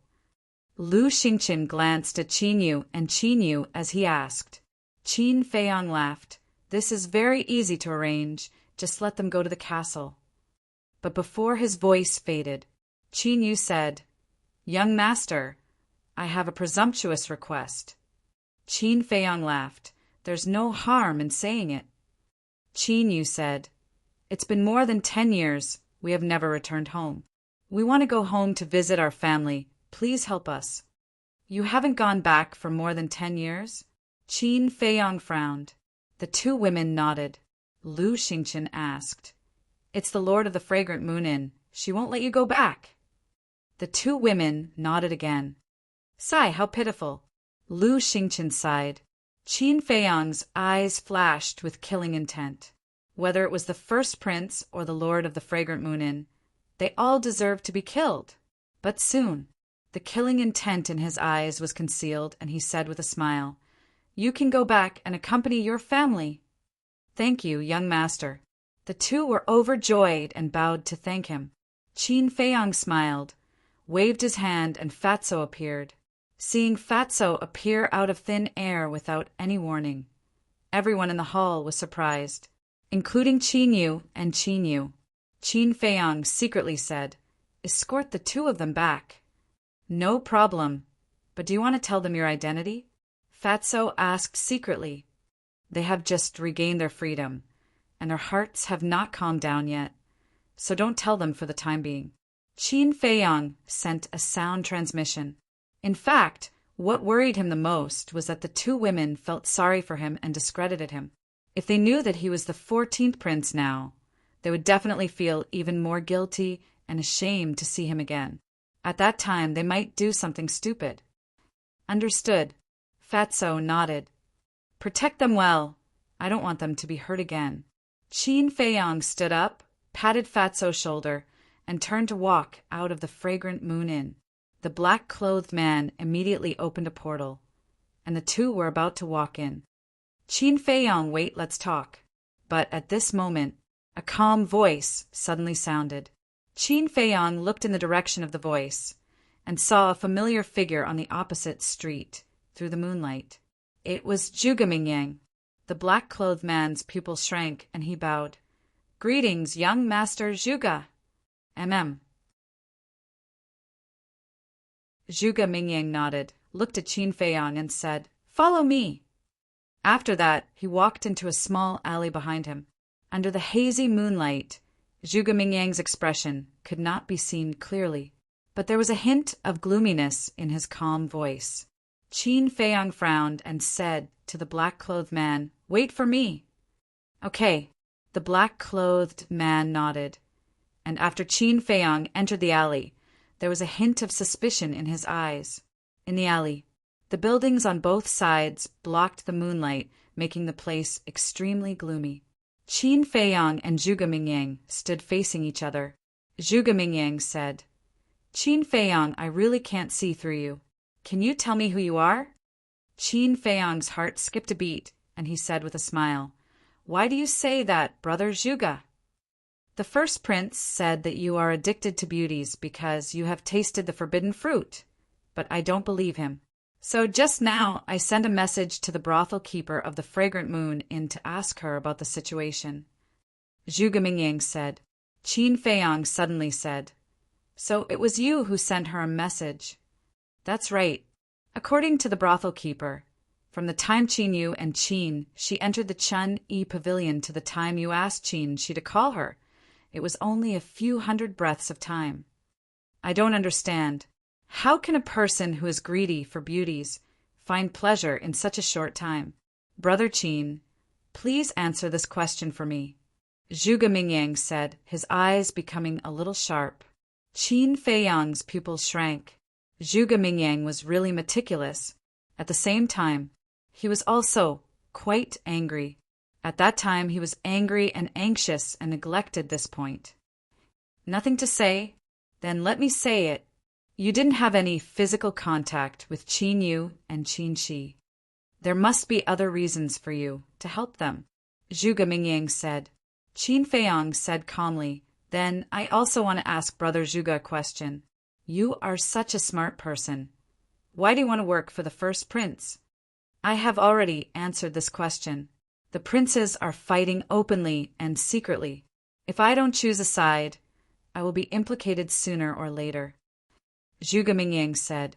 Qin Feiyang said with a faint smile, You can only deceive others with this kind of nonsense. Zhuge Mingyang frowned and said, Whether you believe it or not, this is the truth. Now it's time for you to answer my question. Okay, I admit I only helped them because I saw that they were pitiful. Qin Feiyang said helplessly. He was not pretending, he was really helpless. Originally, he wanted to say that he had some relationship with Qin Yu and Qin Shi. But how could a person who had just entered the imperial capital have a relationship with the maids of the imperial palace? So he really couldn't find any other reason. This makes me even more puzzled. The hostesses of the fragrant moon brothel are even more pitiful than them. Why didn't you help them? Zhuge Mingyang said, Yes, they are all very pitiful. After all, in this world, no woman is willing to put down her self-esteem to please those men. However, even if they were forced by life, they entered the fragrant moon brothel voluntarily. But Qin Yu and Qin Shi are different. They were forced by the first prince. He even used their families to threaten them. How can this be the same? Qin Feiyang said. Zhuge Mingyang shook his head and said, As you said, this kind of nonsense can only deceive others. Qin Feiyang said lightly, Then I will also say the same thing to you. Whether you believe it or not, this is the truth. Swish! But before his voice faded, Zhuge Mingyang took a step forward and landed in front of Qin Feiyang. His whole body was filled with a bone-piercing, cold current. Brother Zhuge, are you going to make a move? Qin Feiyang's eyes were still calm. Zhuge Mingyang said, If I were the first prince, I would never believe you so easily. The point is, you are not the first prince. And I, Qin, am loyal to the first prince. Qin Feiyang said. Zhuge Mingyang took a deep look at Qin Feiyang, took a few steps back and said, I don't care what you want to do, but I advise you not to hurt the first prince. Otherwise, I will definitely not let you go. After that, Zhuge Mingyang waved his hand and opened a portal. Then let me tell you, if you become the enemy of I, Qin Feiyang, even if you were once the #1 monster in the imperial city, you will still die. Qin Feiyang said. Is that so? Zhuge Mingyang turned his head and looked at him meaningfully, then walked straight into the portal. Yes.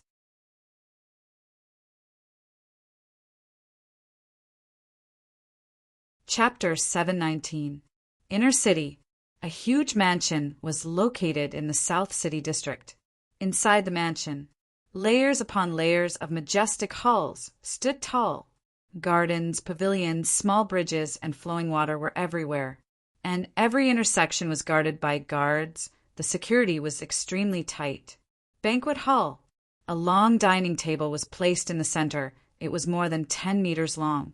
The dining table was carved from a type of red ancient wood, and the patterns on the edge of the table seemed to be naturally formed, vivid and lifelike. On the table, there were plates of delicious dishes arranged neatly, the aroma overflowing. And on the main seat sat a middle-aged man. His body was well-built, his face rough, he wore a purple robe, and his serious face was imposing without anger. This person was the owner of this mansion, Marquis Qianwu. On both sides of the table, there was a group of maids standing respectfully. They were all 17 or 18 years old, and looked slender and elegant. Swish! Outside the door, 2 figures appeared out of thin air. It was Qin Feiyang and the black-clothed man. The black-clothed man bowed and said, "I will go and report, young Master Qin. Please wait for a moment." Qin Feiyong nodded, curiously looking at the surroundings. Although he knew Marquis Qianwu, it was his first time in Marquis Qianwu's mansion. At the same time, the black-clothed man turned and walked into the banquet hall. Looking at Marquis Qianwu, he said respectfully, "Marquis, Qin Feiyong has been invited. He is now outside the door." Marquis Qianwu, who had been keeping his head lowered, finally raised his head, 2 rays of light bursting out of his eyes. "Invite him in." His voice was filled with power, and it carried a great sense of majesty. "Yes," the black-clothed man replied respectfully, turned to look at the door, and said loudly, "Young Master Qin, Marquis invites you in." "Da." Accompanied by a series of footsteps, Qin Feiyong walked in with large strides. After more than 10 years, Marquis Qianwu's appearance had not changed much, but the aura he emitted was stronger than before. Qin Feiyong stood opposite Marquis Qianwu and cupped his hands. "Greetings, Marquis." Marquis Qianwu nodded. He sized up Qin Feiyong and said, "Have I seen you somewhere before?" Qin Feiyong felt a chill in his heart. Could it be that he had been seen through? He asked calmly, "Marquis, why do you say that?" Marquis Qianwu said, "Your eyes give me a sense of déjà vu, as if I've seen them many years ago." Qin Feiyong's pupils contracted. The older the ginger, the spicier it was. After interacting with the first prince for so long, he had not noticed anything amiss. However, the moment they met, the Marquis of Qianwu managed to catch a glimpse of it. Qin Feiyong said, "Marquis is in a high position and has seen countless people. It's not strange that you have seen similar eyes, right?" "That's true." Marquis Qianwu nodded and did not think too deeply about this question. He extended his hand and said, "Please take a seat." Qin Feiyong, secretly, heaved a sigh of relief. He did not stand on ceremony and sat opposite Marquis Qianwu. Marquis Qianwu looked at the maid beside him and instructed, "Pour wine for young Master Qin." A maidservant immediately stepped forward with a wine pot. "Wait." Qin Feiyong extended his hand to cover the wine cup and said to the maidservant. He then looked at Marquis Qianwu and laughed. "I won't drink this wine. If Marquis has anything to say, just say it. Straightforward. This Marquis likes young people like you." Marquis Qianwu waved his hand and the maid retreated to the side. Following that, Marquis Qianwu stood up and cupped his hands. "First of all, this Marquis will apologize to Brother Qin on behalf of my son, Feng Yin." Apologize? Qin Feiyong was startled. According to what he knew, this Marquis Qianwu was extremely protective.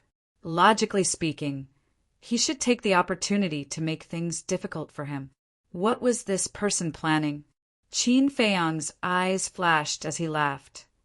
"The dispute between me and your young master is purely a small matter. Marquis does not need to be so polite. Is it just a small matter?" Marquis Qianwu seemed to be asking himself, but also seemed to be asking Qin Feiyong.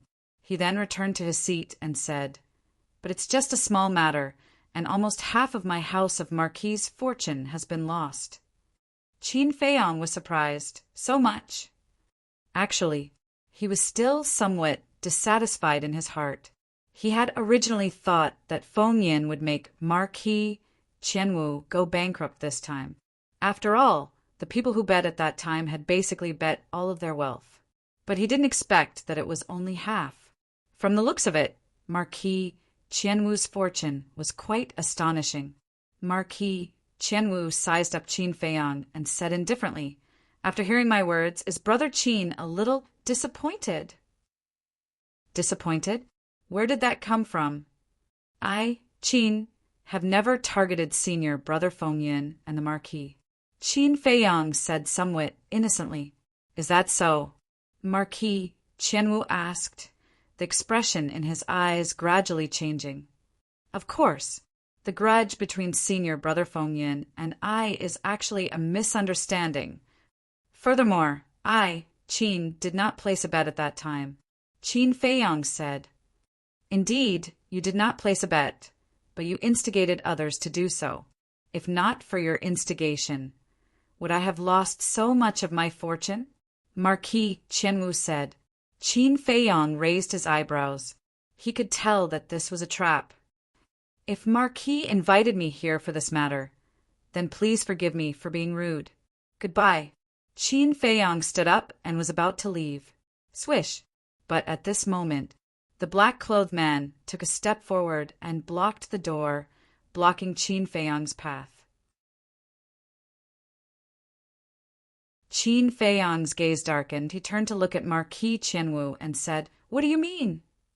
Since Brother Qin doesn't like to beat around the bush, then this Marquis will speak frankly. You must repay all the wealth that I have lost this time.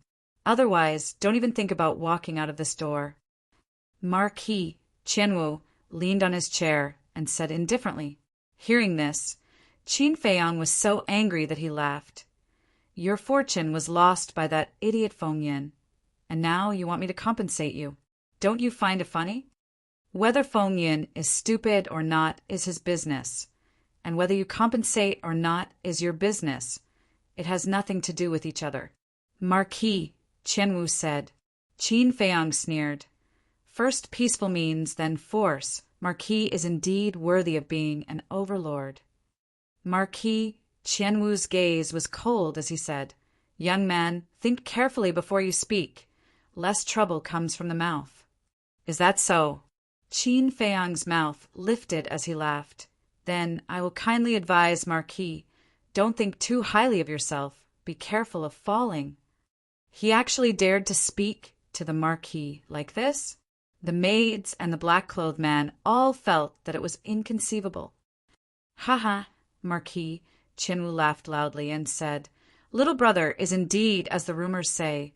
Your courage is outstanding. But in front of this Marquis, those who are bold will often die early. Ha ha.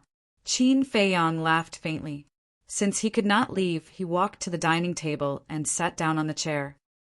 It seems that little brother is a tactful person. Marquis Qianwu laughed, thinking that Qin Feiyang had compromised.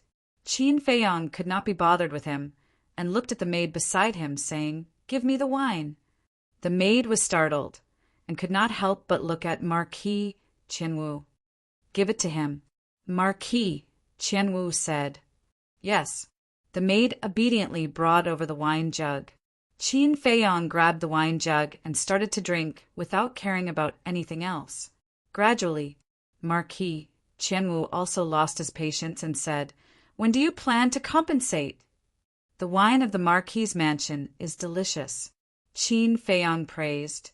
He raised his head to look at Marquis Qianwu and asked curiously, How many gold coins is Marquis going to ask me to compensate? Forget about the gold coins. I want your potential pill formula. Marquis Qianwu said, his eyes filled with greed. Marquis's appetite is not small. Qin Fei chuckled. A treasure like the potential pill should not fall into the hands of a small figure like you. Hand it over. This Marquis will treat you as an esteemed guest. But if you don't hand it over, today will definitely be the day you die. Marquis Qianwu said with a confident smile on his face. Huh. Qin Feiyang laughed out loud and said, Sure, but I have a condition. Speak. Marquis Qianwu said. Qin Feiyang threw away the wine cup, directly grabbed the wine jug, and raised his head to drink. At this moment, it was as if a flame was burning in his heart.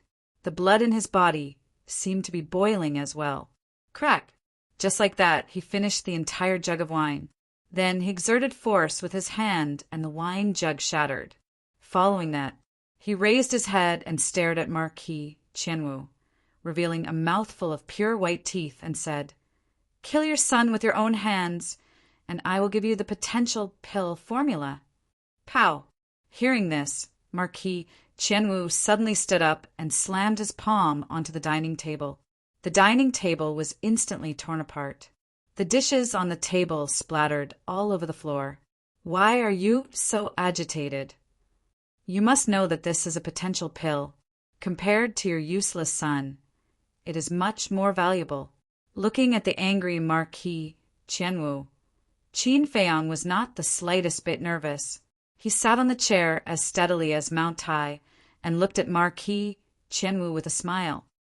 Kid, you're courting death. Marquis Qianwu laughed sinisterly and shouted, Take him down!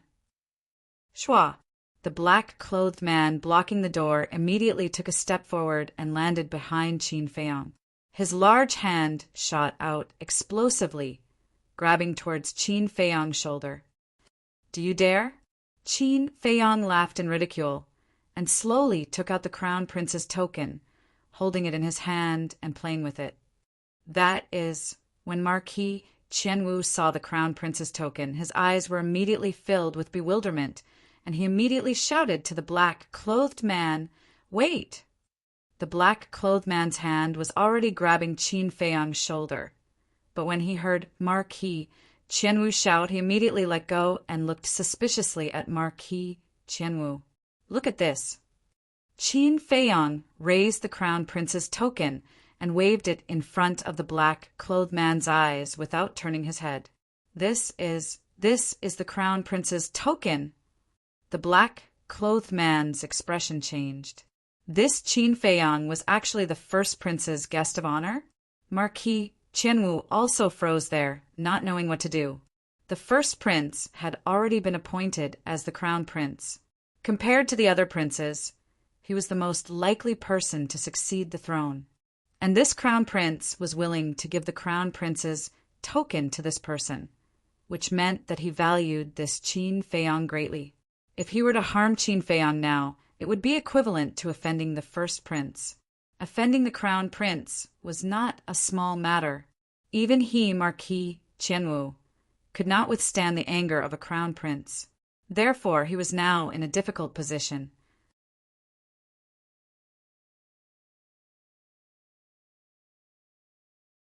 Chapter 720. Hearing Qin Feiyang's question, Marquis Qianwu's face became gloomy. Finally, he gritted his teeth and sneered. Do you think that just because you are an honored guest of the first prince, you have the qualifications to be arrogant in front of me? It seems that the person who has been arrogant all this time is you, right? Qin Feiyang laughed faintly. Ha! Marquis Qianwu laughed, but his eyes were filled with killing intent. What is it? Qin Feiyang raised his eyebrows and said, You still plan to make a move? Yes, as long as you do it cleanly. Even if the first prince finds out about your death, he won't know who killed you. Kill him. Marquis Qianwu sneered and gave the order to the black-clothed man without hesitation. However, the black-clothed man looked at Marquis Qianwu with a troubled expression.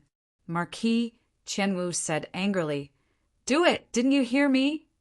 The black-clothed man stammered, as if he had something that was hard to say. Qin Feiyang kept the crown prince's order and said indifferently, Don't force him, he won't dare to make a move. Marquis Qianwu was startled, his face filled with confusion. Because before I came, Zhuge Mingyang came to find me, and this guard of yours. Zhuge Mingyang should not be unfamiliar with it, right? Qin Feiyang laughed. What? Marquis Qianwu's face changed and said to the black-clothed man, Really? Yes. The black-clothed man nodded, lowered his head, and said, I even greeted him. Marquis Qianwu said angrily, So you're saying Zhuge Mingyang knows that Qin Feiyang is here? The black-clothed man nodded again. Damn it, how did you do your job?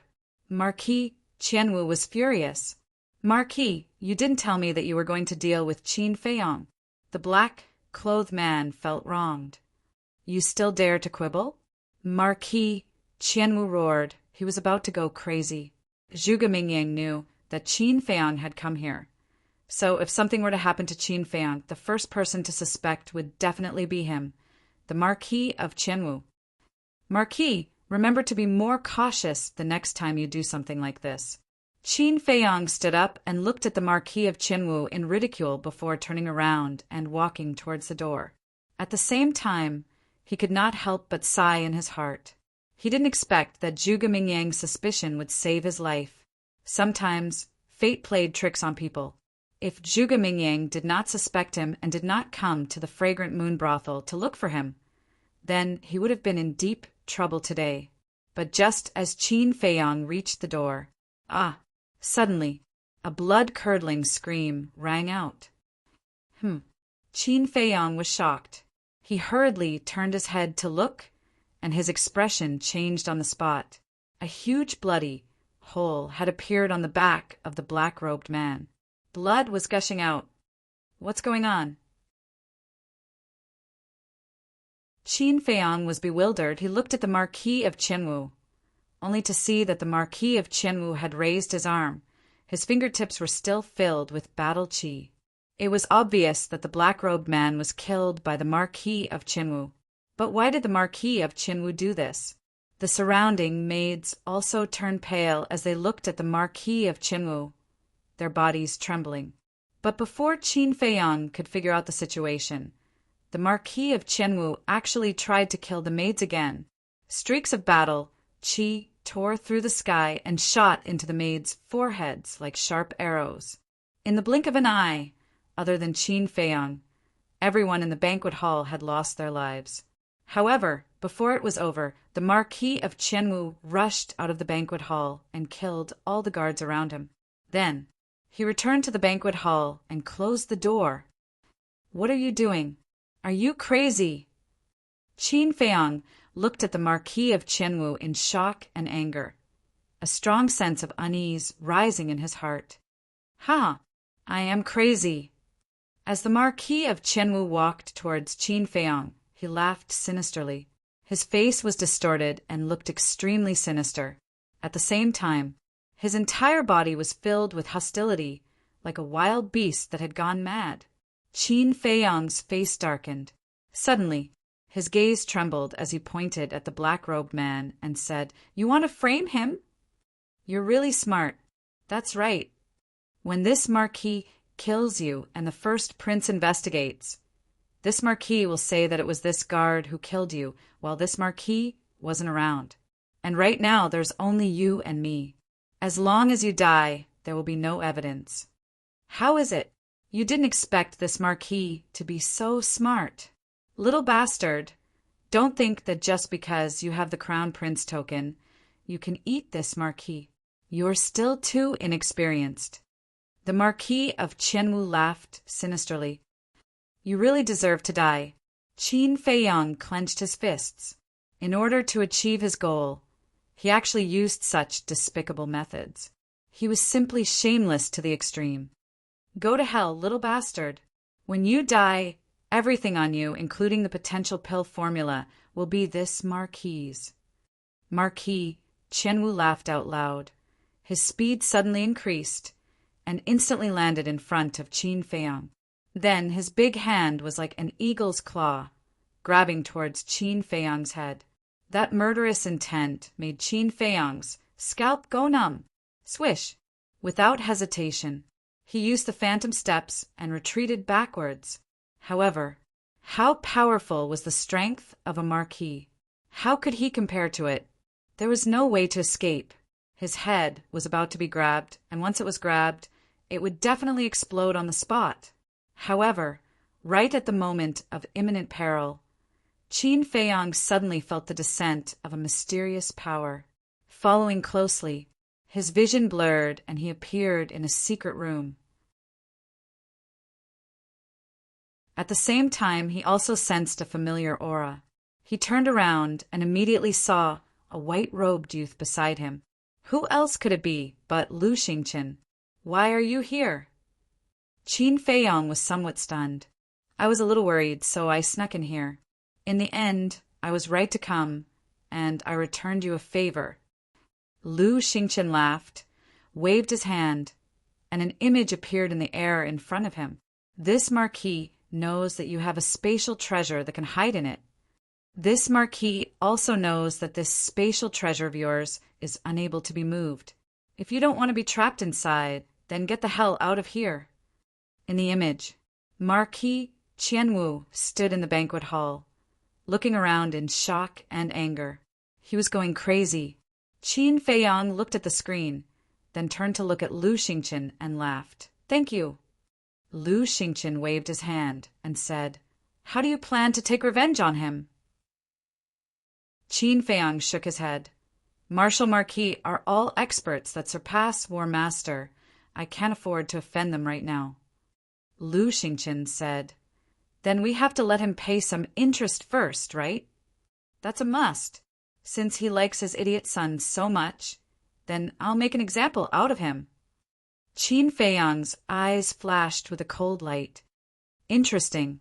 Lu Xingqian chuckled and immediately controlled the spatial divine object to leave the banquet hall. The spatial divine object that was exposed to the outside world was like a speck of dust, so as long as there was a gap it could fly out. After leaving the banquet hall, Qin Feiyang appeared in a garden. At this moment, it was almost late at night, and the entire garden was quiet. Qin Feiyang did not hide, because there was no need. Marquis Qianwu thought that he was still in the banquet hall, so the people outside had no idea what was going on.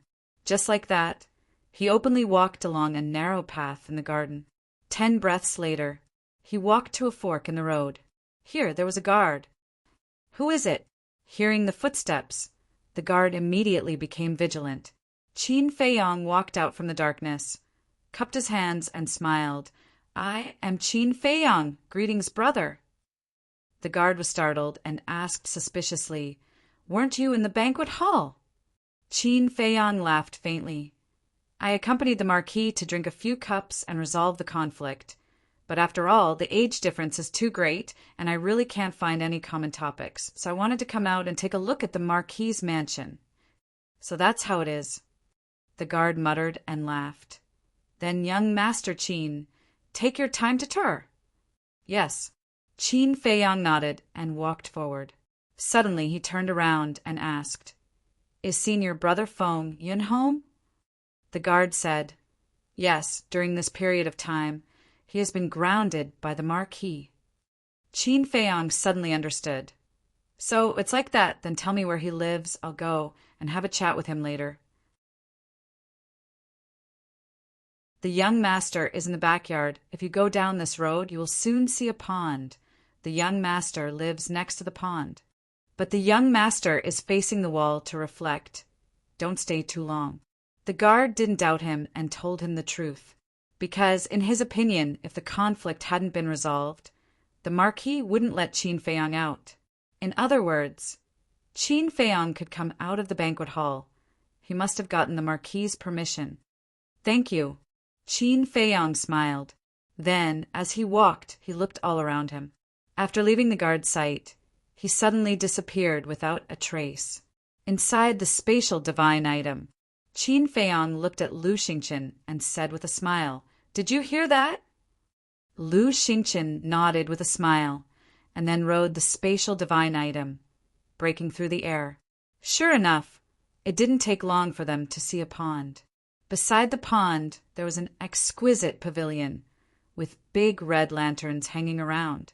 Qin Feiyang glanced at the pavilion, and his eyes were directly fixed on a window on the second floor. The window was half open, and wisps of candlelight came through, and in front of the pavilion, there were 2 guards guarding. Whoosh! The spatial divine item silently swept through the window, and Feng Yun immediately appeared in the picture. But Feng Yun was kneeling on the ground at the moment. Lu Xingqian asked with a smile, "Do you need me to go out and help?" "No need." Qin Feiyang smiled faintly, took out the changshui, and nodded to Lu Xingqian. Swish! Lu Xingqian waved his hand, and Qin Feiyang instantly disappeared.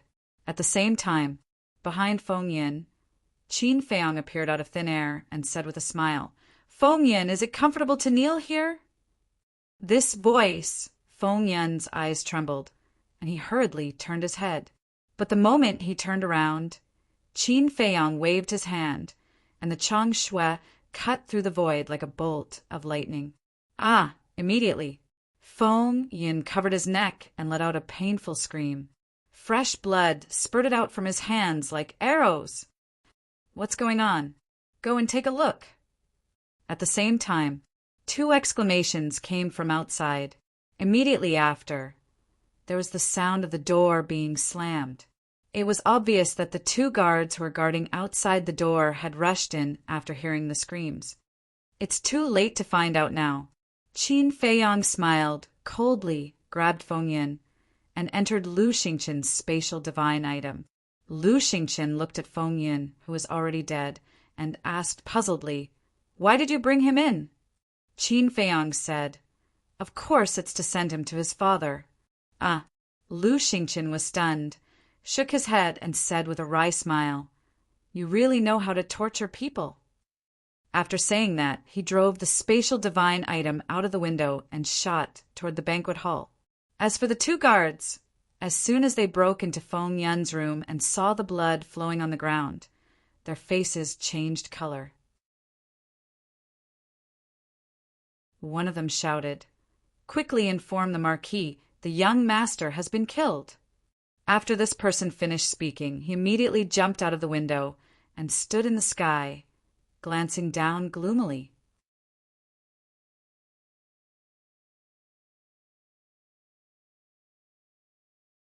Chapter 7:21. When Marquis Qianwu received the message, his first thought was disbelief. Because the Marquis's mansion was heavily guarded, it was impossible for someone to break in without anyone knowing and harm his son. But that guard was his trusted aide, so it was impossible for him to lie. "Who is it?" He looked at the shadow of the guard and said angrily. The guard knelt on one knee and said, "This subordinate is incompetent and did not see this person's face. I did not even know that someone had entered young master's room. Weren't you guarding outside? How could you not know? Are you neglecting your duties?" Marquis Qianwu said angrily, "This subordinate does not dare. The 2 of us have been guarding outside the door and have never left. We are sure that we did not see anyone enter."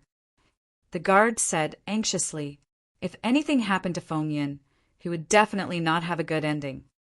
Damn it! Marquis Qianwu stomped on the ground, his face looking extremely ferocious. He did not think about Qin Feiyang, because he thought that Qin Feiyang was in the banquet hall. "Qin Feiyang, come out quickly.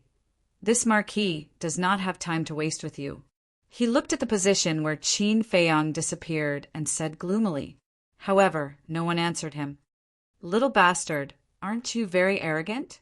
Come out if you have the guts." He could not help but roar. Bang! But before he finished speaking, a bloody corpse fell in front of him out of thin air.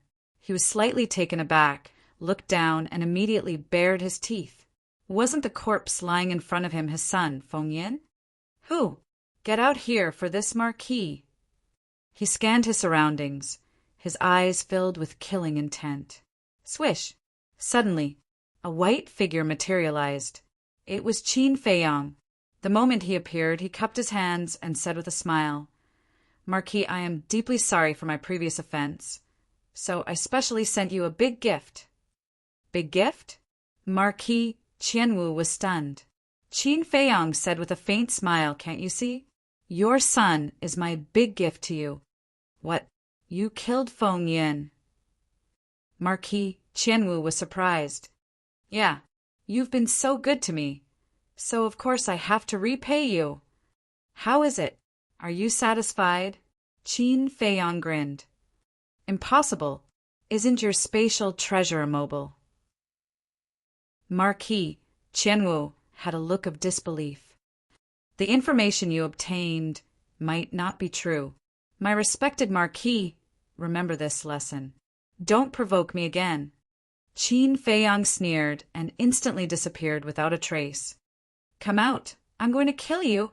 This Marquis is going to eat you alive and tear you to shreds." Seeing Qin Feiyang disappear again, Marquis Qianwu was so angry that he roared again and again. Even the roof of the house was overturned. But all of this had nothing to do with Qin Feiyang. In the air above the Marquis estate, the spatial divine object was as fast as lightning. Brother Qin, assassinating the son of a marquis is not a small matter. How do you plan to deal with the aftermath? Lu Xingqian asked. Qin Feiyang pondered for a moment and was about to speak, but at this time the image crystal in his arms suddenly made a sound. Taking it out, it turned out to be Fatso's message. However, when Fatso's image appeared, Qin Feiyang's heart skipped a beat, because at this moment, Fatso's face was filled with grief and self-blame. Moreover, he did not speak for a long time. What's wrong? Qin Feiyang asked. Boss, I'm sorry. Fatso lowered his head and said. Hearing this, Qin Feiyang suddenly had an ominous premonition. Fatso was silent for a moment, then gave Qin Feiyang a coordinate and said, Come over and we'll talk. With that, Fatso turned off the image crystal. Lu Xingqian said in surprise. Fatso rarely has such an expression. Could it be that something happened to Qin Yu and Qin Shi? Get out. Qin Feiyang said in a deep voice. Lu Xingqian waved his hand, and with Qin Feiyang, appeared in the sky above a certain place of the Marquis's mansion. Then, Qin Feiyang opened the portal and rushed in without looking back. Lu Xingqian thought for a moment and also rushed into the portal. The next moment, the two of them landed in an abandoned house. Fatso was in front, and on the ground in front of Fatso, there were two people lying on the ground. Qin Feiyang hurriedly walked up. If these two were not Qin Yu and Qin Shi, who else could it be?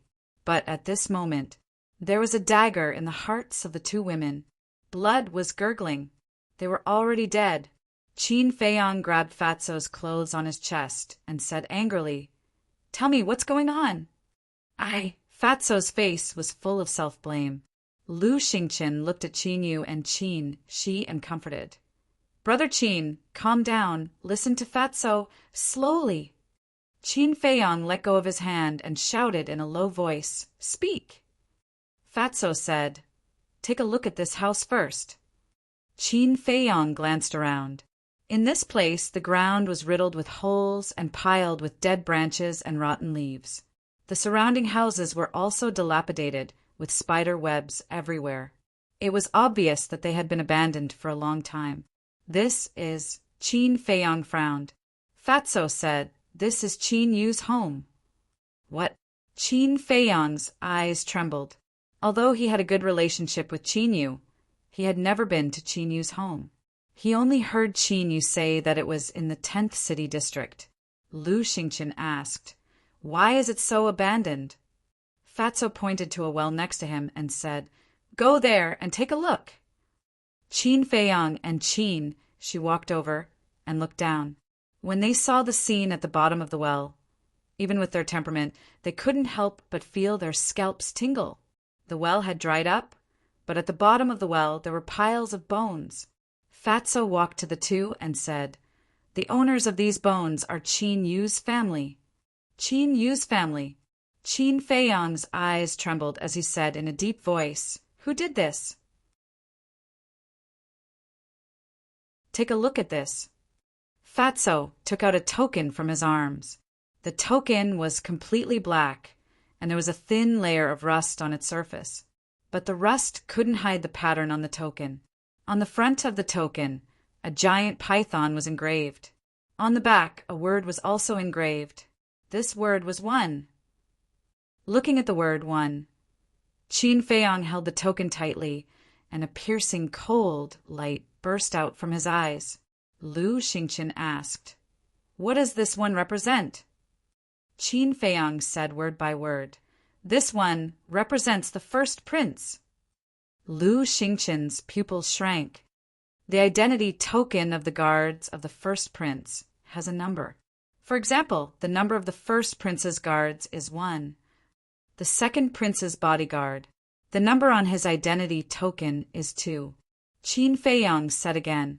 Lu Xingqian said, So Qin Yu's family were all killed by the first prince's guards. It must be the first prince's order. Qin Feiyang's eyes were gloomy as he looked at Fatso and asked, "Where was this token found?" "Right here." Fatso pointed to the withered leaves under his feet. "At that time when I was standing here and looking at the bones in the well, I felt as if I had stepped on something. When I pushed aside the withered leaves, I found this token. I think it should be the first prince's guards. When they were dealing with these corpses, they accidentally left it behind. And when we came here, there was a big stone blocking the well. At that time, Qin Yu also recognized at a glance that this was the identity token of the first prince's guards. So it immediately occurred to me that these people were all killed by the first prince's order." Fatso said. Qin Feiyang looked at the ground next to him. Sure enough, there was a big black stone, and the traces of weathering were very serious. Qin Feiyang asked, "Then what about Qin Shi's family?" Fatso said, "Qin Shi's family is all dead. The situation is almost the same as here." Qin Feiyang said, "So they chose to commit suicide?" "Yes. At that time they might have guessed that I would stop them from committing suicide. So they sent me away and asked me to go to this well to help take out these bones, saying that they wanted to find a place to bury them. But as soon as I went down, I heard their painful cries. By the time I came up, there was already a dagger in their hearts. Boss, I'm really sorry. It was my carelessness that led to their deaths." Fatso lowered his head, his face full of guilt. Qin Feiyang turned his head to look at Qin Yu and Qin Yu. He sighed and said they insisted on dying. Even if you had stopped them at that time, they would have continued to look for opportunities to commit suicide. You can't be blamed for this. There's one more thing. Before they died, I told them who you were. Both of them were very happy to hear that you were back. They also said that they were sorry and asked you to forgive them. Fatso said, "The one who should say sorry is me." Qin Feiyang walked to Qin Yu and Fatso and muttered to himself. His eyes couldn't help but become misty. Sigh. The two of them stayed in Fragrant Moon Brothel and endured the humiliation because they wanted to protect their families from the first prince. But by the time they returned, they discovered that their families had already been killed by the first prince. Even we might not be able to bear such a blow, let alone two weak girls. Truly lamentable and hateful. Lu Xingqian deeply sighed, his face full of sympathy for the two. All of this started because of me. If not for me, they wouldn't have had to endure the humiliation of 10-odd years in Fragrant Moon Brothel. If not for me, their families wouldn't have been killed. Since all of this started because of me, then it's time for me to end it. Qin Feiyang muttered. But as he finished speaking, his hands suddenly clenched, his eyes bursting with intense, killing intent.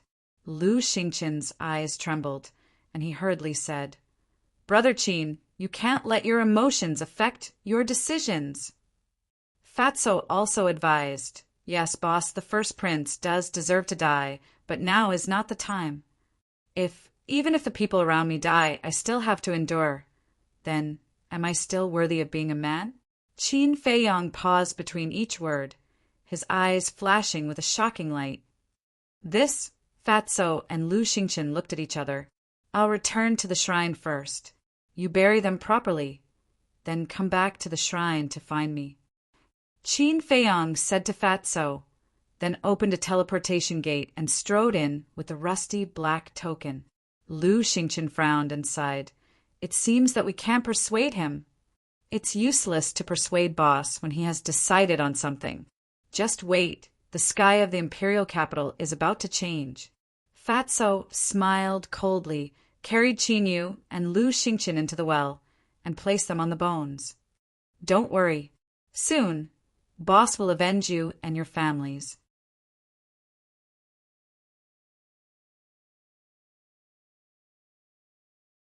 Chapter 722. In Alchemy Room 701. Inside the ancient castle, Qin Feiyang put away the black token, took out a set of medicinal herbs, and began to refine pills. Lu Hong, Wolf King, the pangolin, and the black dragon snake stood behind him, their eyes full of worry. They really wanted to persuade Qin Feiyang, but they didn't know how to persuade him. For a moment, there was dead silence in the ancient castle. Dozens of breaths passed. A stream of light suddenly swept out from the Jiao Dragon Cauldron.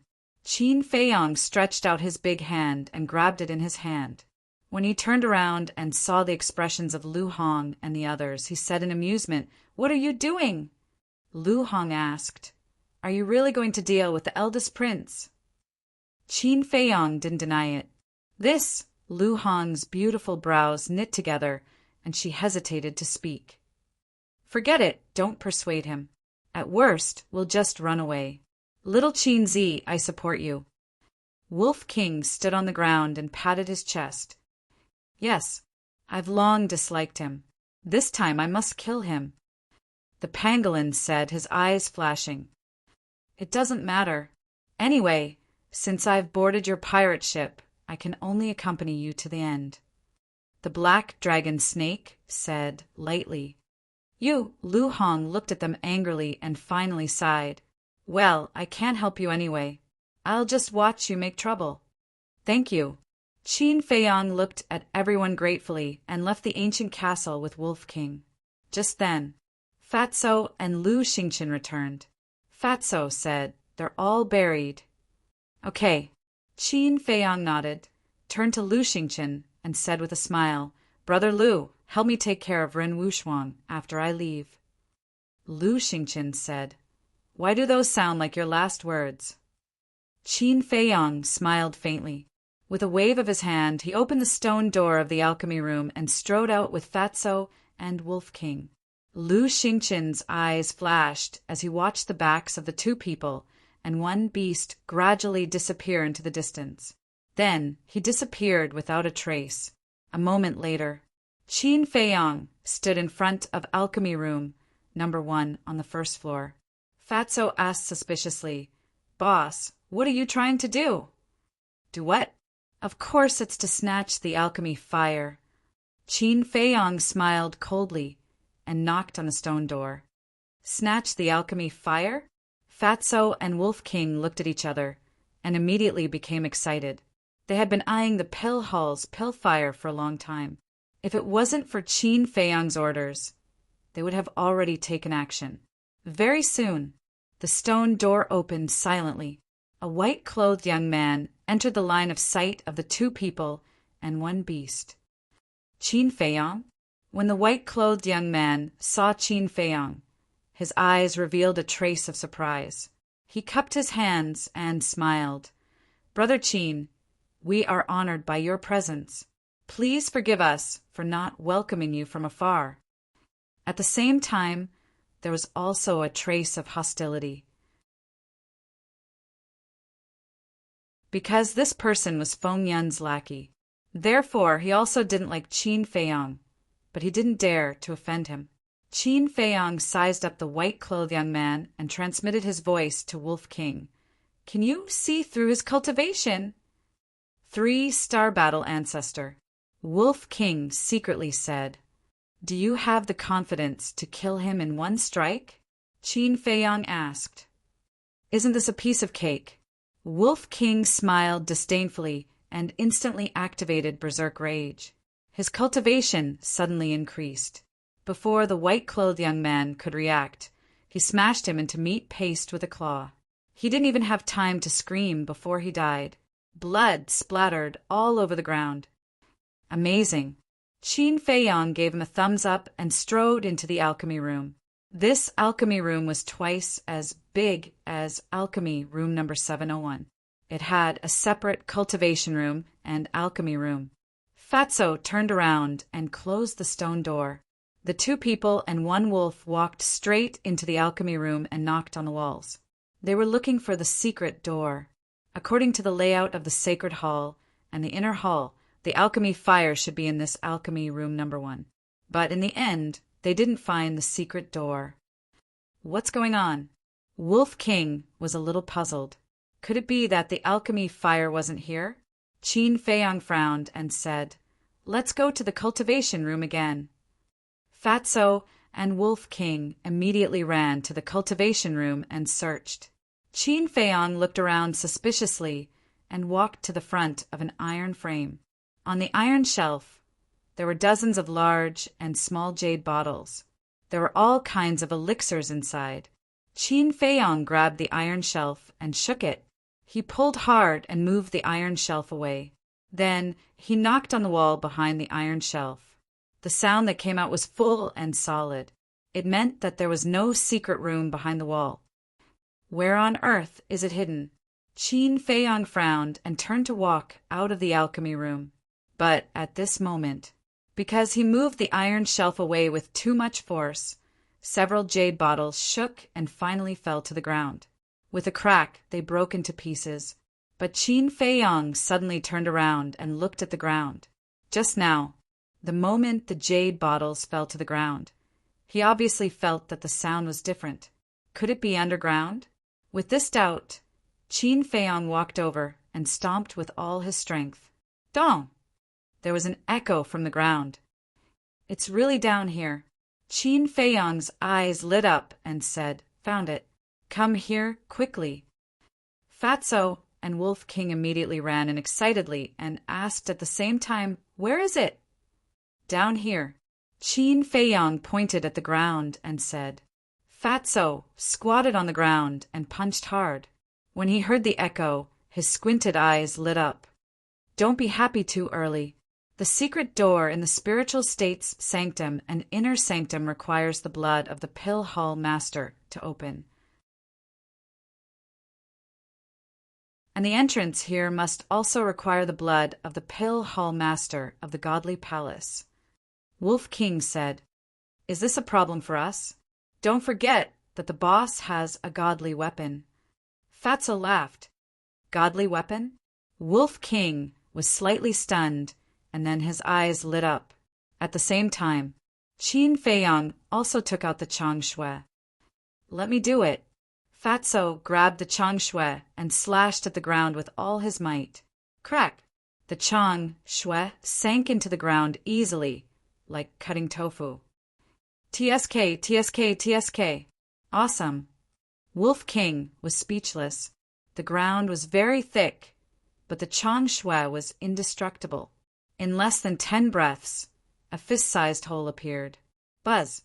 A wave of fire instantly rushed out from the hole. "It's indeed alchemy fire." Seeing this, Fatso seemed to have been injected with chicken blood. He was full of energy as he slashed the ground crazily. In a few blinks of an eye, the hole in the ground was as big as an adult's palm. It was obviously impossible for Qin Feiyong and Fatso to enter this hole. However, Wolf King, who had the ability to transform, could come and go as he pleased. Whoosh! Wolf King immediately turned into a stream of light and plunged into the hole. In less than half a blink of an eye, he plunged out again. On his claws, there was a cluster of burning flames. "You guys go to the ancient castle first." Qin Feiyong moved his mind and sent Fatso and Wolf King to the ancient castle. Then he immediately opened a portal and walked in without turning his head back. At the same time, somewhere in the depths of the divine palace, there was an ancient-looking courtyard. A woman in white was sitting in the pavilion of the courtyard. She was reading an ancient book with her head lowered. But suddenly, her gaze trembled. She stood up and opened a portal. Then, she instantly appeared in the sky above the Pill Palace. "Greetings, Palace Master." The white-haired old man who was guarding the Pill Palace immediately ran out and bowed when he sensed her aura. However, the woman in white didn't even look at him. She directly entered the Pill Palace and plunged into the alchemy room number 1. The white-haired old man followed her in bewilderment. When she arrived in front of the alchemy room number 1, the woman in white didn't say anything and directly smashed the stone door with her palm. The white-haired young man who was smashed into meat paste instantly appeared in front of her. Her face immediately turned gloomy. Then, the woman in white ran into the alchemy room again. Looking at the hole on the ground, a terrifying pressure suddenly rushed out from her body. What happened? The white-haired old man ran into the alchemy room. When he saw the white-haired young man's corpse, he was also bewildered. When he entered the alchemy room, he was dumbfounded. The alchemy fire was stolen? The woman in white suddenly turned around and looked at the white-haired old man. She shouted, "Tell me who did this?" "Your Highness, please spare my life. I don't know either." The white-haired old man trembled. He kneeled on the ground and said in fear, "As the guardian of the Pill Palace, you don't even know that the alchemy fire was stolen. What else can you do?" The woman in white was furious. The white-haired old man felt wrong too. It was true that he was the guardian of the Pill Palace. However, he couldn't keep an eye on the alchemy fire every day, right? However, the woman in white was in a fit of anger. No matter how wronged he felt, he could only hold it in. The woman in white looked at the hole on the ground again. Such a small entrance. It was impossible for a human to go in. It must be a beast. She turned around and looked at the white-haired old man. She said, "Go and check immediately. See who among the disciples of the Pill Palace has a beast with them." Okay. The white-haired old man nodded. He quickly got up and ran out. Useless trash. Looking at the white-haired old man's back, the woman in white cursed. Then she squatted on the ground and touched the knife mark on the edge of the hole. Her eyebrows were tightly knitted together. Obviously, the ground was split open by a sharp weapon. However, every brick and tile in the Pill Palace was made with a very hard stone. Ordinary weapons couldn't even leave a mark on it. Now, someone actually broke such a big hole. This was too unbelievable, right? What kind of weapon did this? What's going on? Why did the alchemy fire in my alchemy room suddenly disappear? My alchemy fire here also disappeared. At the same time, the stone doors of the alchemy room on the first floor opened one after another. One by one, the disciples walked out of the alchemy room with a face full of surprise. In an instant, the first floor of the Pill Palace was in an uproar. As the culprit, Qin Feiyang was standing in front of a tall and majestic palace. This was the eldest prince's palace. In other words, he was in the imperial palace. After living in the imperial palace for 10 years, he knew the coordinates of the eldest prince's residence. The palace in front of him was still the same as it was 10 years ago. There weren't many changes. On both sides of the palace door, there were 10 guards in black armor, standing straight. They were the invincible Black Army. "You are Qin Feiyang?" The 10 of them looked at Qin Feiyang with a trace of surprise in their eyes. "That's me." Qin Feiyang nodded. "What are you doing here? How did you know the coordinates of this place?"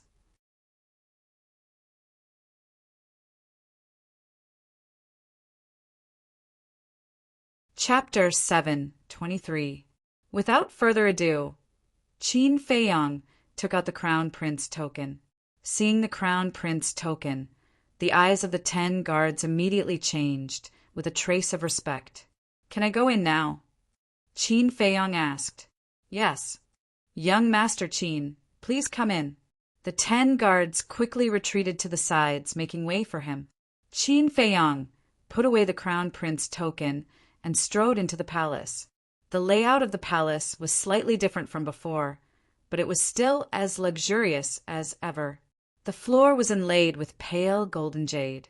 There are all kinds of jades and agates on the walls.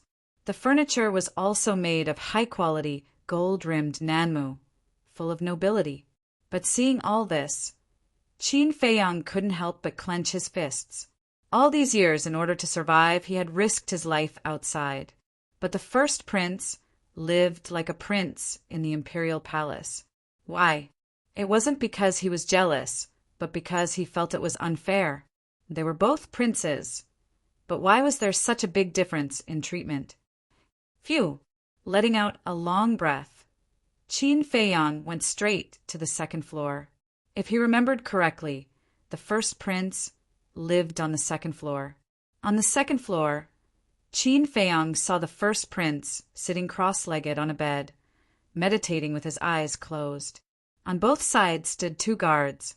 They wore black armor, and their cultivation levels were unfathomable. "Who is it?"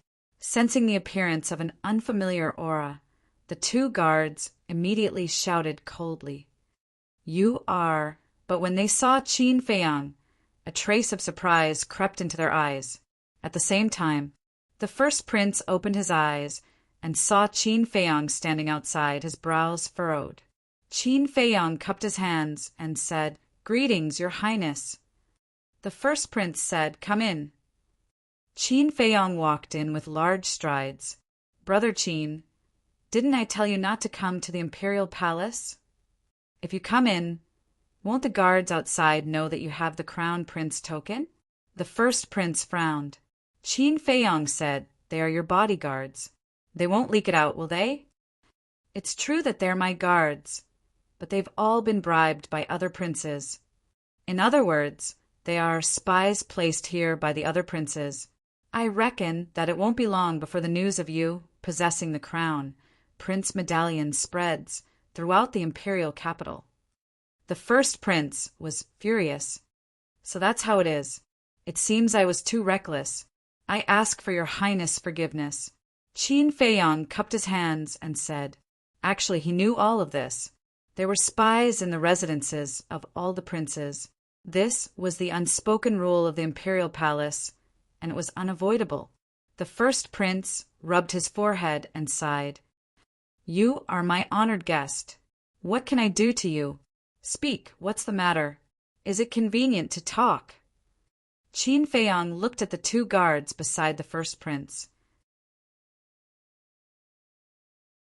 The first prince smiled and said, "Don't worry, they are all my trusted aides." "Trusted aides?" Qin Feiyang raised his eyebrows and said telepathically, "Your Highness, I think it's better not to let them know about this." With these 2 guards around, he had no chance to make a move, so he had to send them away. So mysterious? The first prince's eyes flashed. He waved to the 2 guards and said, "You 2 go out first." "Yes." The 2 guards respectfully responded. They looked suspiciously at Qin Feiyang, turned around, and went out to guard the door. The first prince got up, walked to the tea table next to him, and sat down, saying, "Sit down and talk." Qin Feiyang glanced at the 2 guards, and his eyes flashed with a bright light. Then he walked forward, sat next to the first prince, and directly took out the rusty black medallion. When the first prince saw the medallion, a trace of doubt crept into his eyes. "Your Highness, do you recognize this?" Qin Feiyang handed it over with both hands. The first prince took it and looked at it over and over. He said, "Isn't this the identity medallion of my guards?" "Yes." Qin Feiyang nodded and said, "Then, Your Highness, do you know where I found this?" "Where?" The first prince was puzzled. Qin Feiyang said, "Next to a well in Qin Yu's house." The first prince's pupils shrank. He looked up at Qin Feiyang and frowned. "Brother Qin, are you here to condemn me?" "Condemn me?" Qin Feiyang shook his head with a smile and said, "Your Highness is the high and mighty crown prince. How would I dare to question your Highness? I just don't understand why your Highness wants to kill Qin Yu and Qin Shi's family." The first prince's eyes darkened. "This is not something you should care about. If there is nothing else, please leave immediately. Don't be in such a hurry. Let me finish. If I'm not wrong, your Highness killed their families because of the former 14th prince." Qin Feiyang said. "Pa." Hearing this, the first prince slammed his palm on the tea table, his face full of anger. The 2 guards guarding outside immediately rushed in and looked at Qin Feiyang with unfriendly faces. The first prince raised his eyebrows and said angrily, "Who let you in? Get out." The 2 of them shrunk their necks and turned to leave. The first prince suppressed his anger and looked at Qin Feiyang. "Brother Qin, what do you want to say?" "What I want to say is that your Highness didn't even let off the 14th prince's maids and their families. Does your Highness hate him that much?" Qin Feiyang frowned. For a moment, the first prince fell silent. After a long time, a ruthless look appeared in his eyes. I do hate him, and I hate him very much. I'm listening. Qin Feiyang said. Back then, before he was born, Imperial Father doted on me very much. Whatever I want, Imperial Father will give it to me. Moreover, Imperial Father had always intended to make me the heir apparent. However, after my 14th brother was born, he displayed unparalleled talent. Father's concern for me gradually shifted to him. Imperial Father even intended to make him the heir apparent, so I hated him. Seeing him become more and more favored with each passing day, the hatred in my heart grew stronger and stronger with each passing day. I remember that when he was 10 years old, I sparred with him. If not for someone stopping me, I would have already killed him. But there's a good saying, the sky is full of unforeseen events. Although I didn't kill him during that sparring, the next day, Imperial Father gave the order to cripple his cultivation and expel him from the Imperial Palace. At the time, Imperial Father wanted to send the guards to kill him, but he was lucky enough to have an empress as his mother. That stinking woman begged for mercy on his behalf, allowing him to keep his dog life. The first prince laughed, not bothering to hide his gloating. Qin Feiyang's eyes flashed coldly. How dare she humiliate his mother? Unforgivable. He calmly asked, Then the Empress didn't go to the 14th prince after that? Imperial Father gave the order to forbid her from going to my 14th brother. Did she dare to go? Moreover, her position as Empress has long been abolished, and she is now under house arrest in the Imperial harem. She has no chance to leave. The first prince sneered. What, the Empress has been abolished? Why haven't I heard of it? Qin Feiyang abruptly stood up, disbelief written all over his face. The first prince said in surprise, This matter isn't a secret. You can ask around and find out. Why haven't you heard of it? Is that so? Qin Feiyang mumbled. When he first entered the imperial capital, he had asked Fatso to ask around. Apart from the first prince being made the heir apparent, did anything else happen in the imperial capital? Later, Fatso also said that nothing else had happened. Could it be that Fatso didn't tell him the truth? Or could it be that Fatso really didn't find out? Seeing Qin Feiyang's big reaction, the first prince frowned and asked in confusion, Brother Qin, why do you seem so concerned about my 14th brother?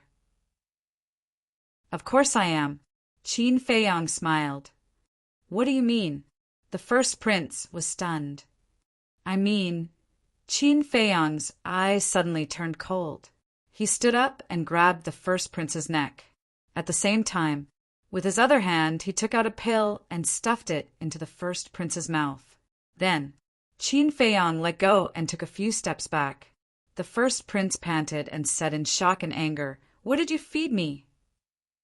At the same time, hearing the commotion, the two guards rushed in and looked at the first prince in shock.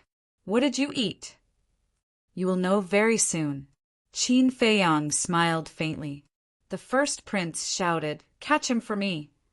The two guards immediately rushed towards Qin Feiyang. But at this moment, the first prince fell to the ground with a bang. He hugged his head and screamed in pain.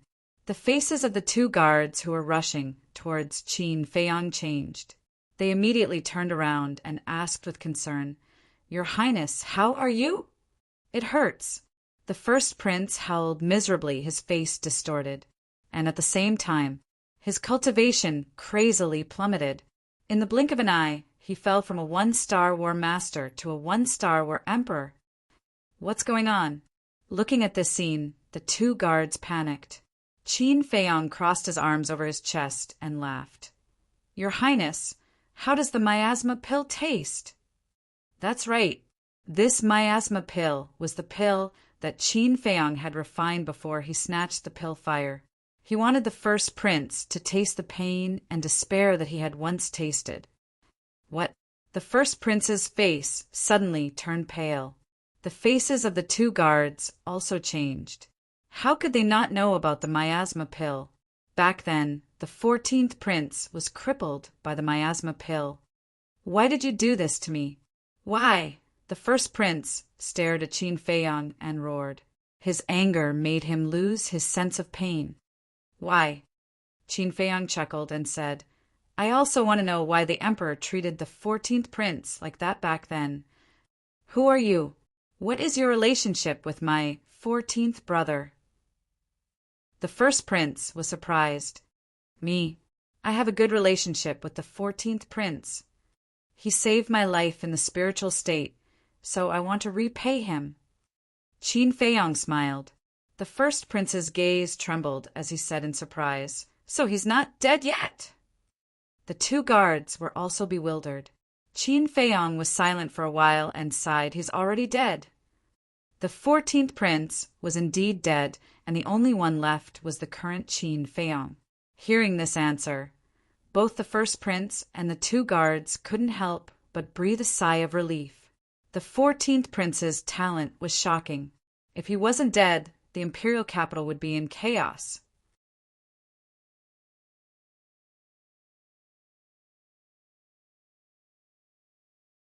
Chapter 724. Although he's dead, I'm still here. I'll help him fulfill his last wishes. Qin Feiyang said again. You? Ha ha, the eldest prince laughed, his eyes full of contempt. If you continue to endure, you might be able to live even longer. But now you can't escape. Take him down. I want him alive. I want him to experience a life worse than death. Suddenly, he shouted coldly, and the two guards immediately rushed toward Qin Feiyang. Can you do it? Qin Feiyang smiled disdainfully and bowed. Welcome, Empress. Empress. The two guards were shocked and hurriedly looked at the door. But there was no one at the door. At the same time, Qin Feiyang took a step forward and landed in front of the first prince. His large hand shot out and grabbed the first prince's neck. Then he twisted the first prince's neck as if he was twisting a little chick. Damn it, we've been tricked. The two guards were furious and hurriedly looked at the eldest prince. When they saw that the eldest prince had fallen into Qin Feiyang's hands, they immediately became anxious. Let go of his highness. The two guards shouted angrily. If you dare to take a step forward, I'll crush his throat. Qin Feiyang grinned, revealing his white teeth. How dare you? The two guards shouted. Qin Feiyang smiled and said, Try me if you don't believe me. The two guards didn't dare to move. This person dared to give the eldest prince a spiritual disaster pill. What else did he not dare to do? What do you want? The eldest prince was also afraid. At this time his cultivation had been completely destroyed and he was powerless. However, if his cultivation was destroyed, he could cultivate again. If he lost his life, everything would be gone. Qin Feiyang asked, Answer me, who is the current empress? The eldest prince said, It's my mother. You and your son are really powerful. One took away the 14th prince's position as crown prince, and the other took away his mother's position as empress. You mother and son, why are you so shameless? Qin Feiyang said disdainfully.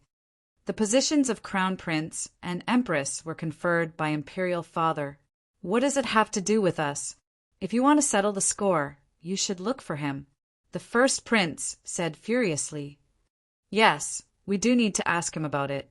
Qin Feiyang muttered to himself and shouted, Tell me, where is the 14th prince's mother under house arrest? The first prince replied, Bright Heaven Palace. Bright Sky Palace.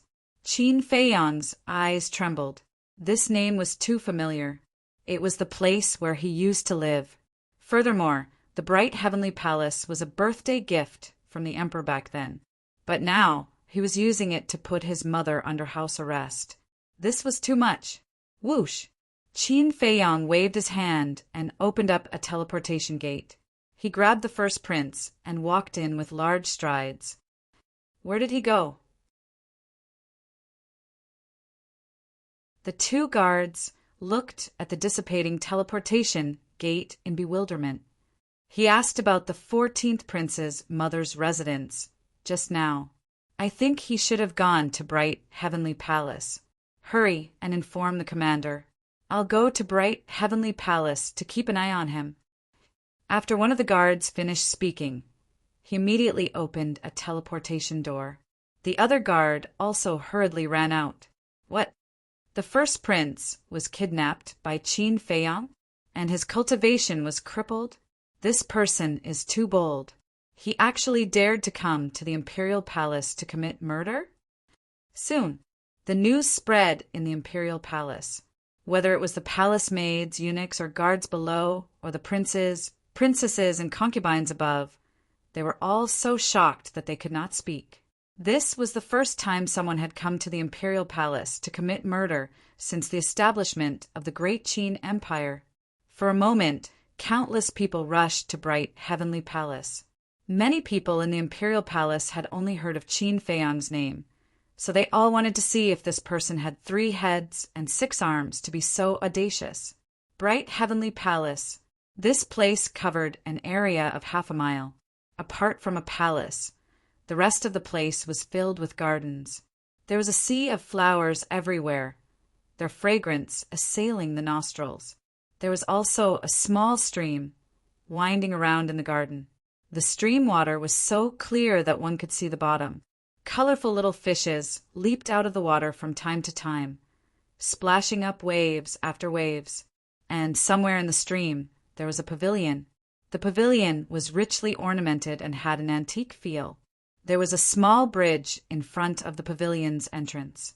The stream water flowed slowly under the small bridge. A light breeze blew, giving people a cool feeling. Swoosh! Suddenly, the void distorted, and 2 figures appeared on the small bridge out of thin air. It was Qin Feiyang and the first prince. Looking around, the first prince asked in surprise, "How do you know the coordinates of this place?" "The 14th, Prince told me," Qin Feiyang said indifferently. Then he looked at the pavilion, a bone-piercing cold light bursting out of his eyes. This was the place where his cultivation was crippled back then. He had also come here, previously, in the illusion of the Bridge of Helplessness. Nothing had changed. "I'm back," he muttered secretly, turned around, and scanned the entire White Heaven Palace. Gradually, he found that after more than 10 years, the grass, trees, bricks, and tiles had not changed at all. The only difference was that around White Heaven Palace, there were guards standing straight. These guards were not from the invincible Black Army. They were all wearing flame armor, and there was a pattern engraved on the chest of the armor. It was a fire qilin. Moreover, they held halberds in their hands, and the aura they exuded was much stronger than the invincible Black Army. Qin Feiyang was no stranger to these guards. They were another large army under the emperor's command, the Kirin Army. Everyone in the Kirin Army was stronger than the invincible Black Army in terms of overall strength. Their status was naturally higher than the invincible Black Army. Therefore, as long as there was not a particularly serious incident, the Kirin Army would not be dispatched. But at this moment, they were guarding around White Heaven Palace. There was no doubt that they were guarding his mother. He actually sent the Kirin Army to guard her. His father was really daring. Qin Feiyang could not help but clench his fists. In fact, he only wanted to cripple the crown prince when he entered the imperial palace.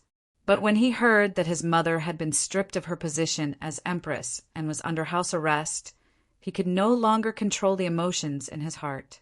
He could be injured, he could be abandoned, but his mother could not be. Whoosh! At this moment, in the sky above the palace, a black figure appeared. It was the guard who had rushed over. "Who is it?" As soon as the guard appeared, it alarmed the surrounding Kirin Army. That imperial guard hurriedly said, "Everyone, I am the imperial guard of the crown prince. Qin Feiyang kidnapped the crown prince and might be hiding somewhere in the White Heaven Palace. I will have to trouble everyone to help me find him." What? The crown prince was kidnapped by Qin Feiyang. The Kirin army heard this and suddenly changed their expressions. Whoosh! Almost at the same time, everyone rushed to the sky and scanned the garden below. Qin Feiyang stood on the small bridge and looked up at those people. He said lightly, "No need to look, I'm here." "How dare you hurt the crown prince?"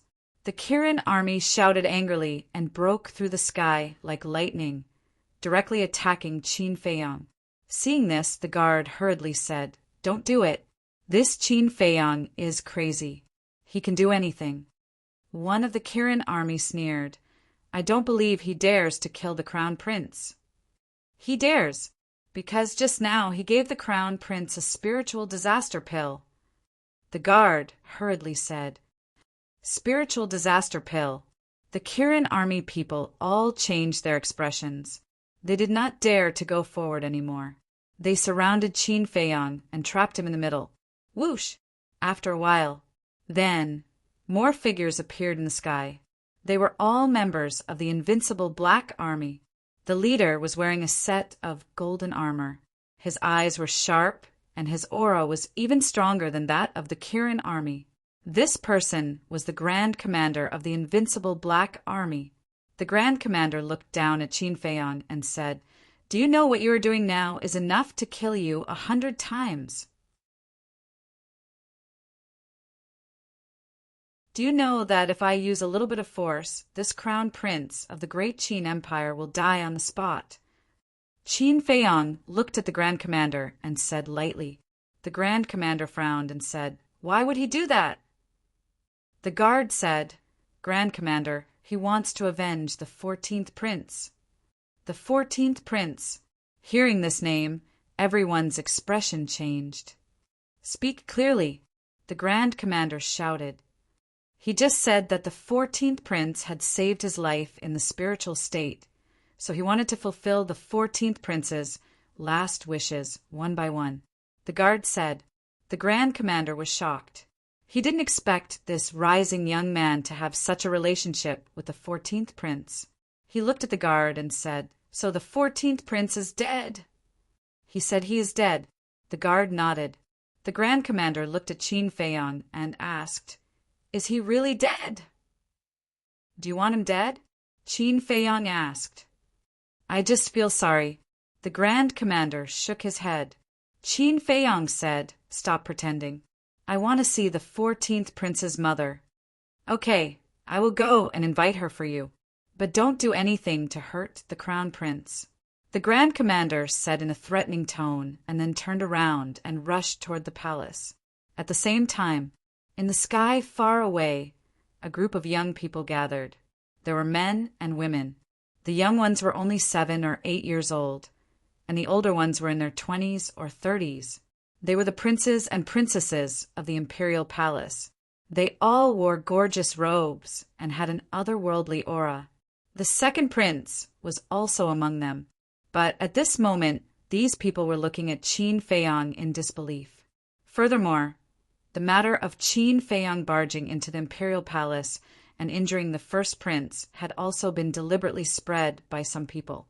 The first people to receive the news were the marquises in the inner city. What? Is he rebelling?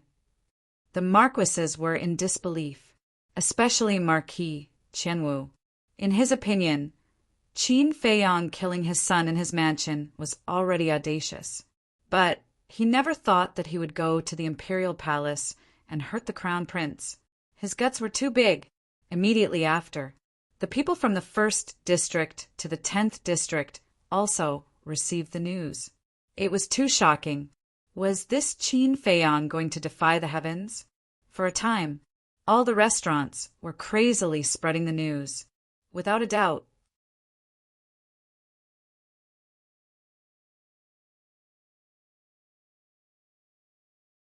Chapter 7:25. At the same time, Temple. Is he crazy? He actually went to the imperial palace to hurt the eldest prince? Ren Wuxuan and Shen Mei looked at each other with shock in their hearts. In front of the two, Ling Yu and the other 3 stood side by side with a worried look. Obviously, They were the ones who told this news to Ren Wuxuang and Xinmei. According to the news, Qin Feiyang is an old acquaintance of the 14th prince. He went to the imperial palace this time to avenge the 14th prince. Feng Ranran said. The 14th prince? Ren Wuxuang and Shen Mei looked at each other, their eyes full of suspicion. Who was this person? At first, we didn't know who the 14th prince was. But after some inquiries, we found out that the 14th prince was the #1 demon in the imperial capital. But more than 10 years ago, the emperor suddenly gave an order to abolish this person's cultivation and expel him from the imperial palace. And according to the news outside, Qin Feiyang personally admitted that the 14th prince had saved him in Lingzhou. So in order to repay the 14th prince's life-saving grace, he broke into the imperial palace. Zhao Yu said, I didn't know about this. Ren Wuxuang murmured. As an elder sister, wasn't she a little too incompetent? Ling Yu sighed. He must have deliberately hidden it from you, not wanting you to get involved. Then tell me, what should I do now? Ren Wuxuang looked at them anxiously. Calm down. You know Brother Qin's character better than we do. He won't do things that he isn't confident in. So now, what you have to do is not to care about anything. Ling Yu said. Yes. If you interfere, not only will you not help Brother Qin, but you will also drag him down. Luo Dan followed. At the critical moment, I can't do anything. Why am I so useless? Ren Wuxuang whispered, his face full of pain. Wuxuang, don't be like this. Because for this kind of thing, not only you but we can't help. Shen Mei comforted. Yes, no one can help him. The only one who can help him is himself. Ling Yu and the other three also sighed deeply, the worry on their faces difficult to dissipate.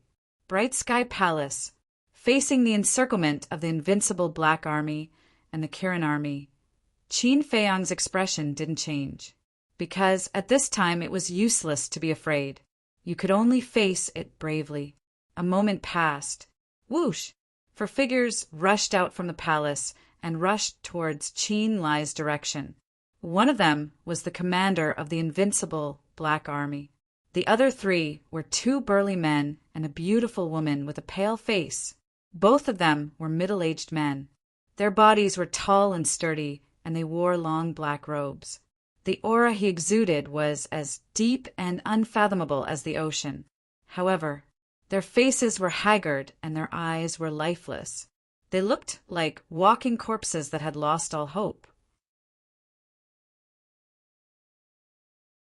Looking at the 2 of them, Qin Feiyang couldn't help but feel pain in his heart. These 2 men were his mother's bodyguards, Qin Yi and Qin Zhong.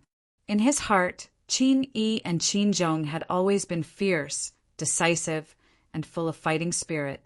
But at this moment, these things couldn't be found on their faces. There was a lot of white hair on their temples. One could imagine how tired they had been in the past 10 years.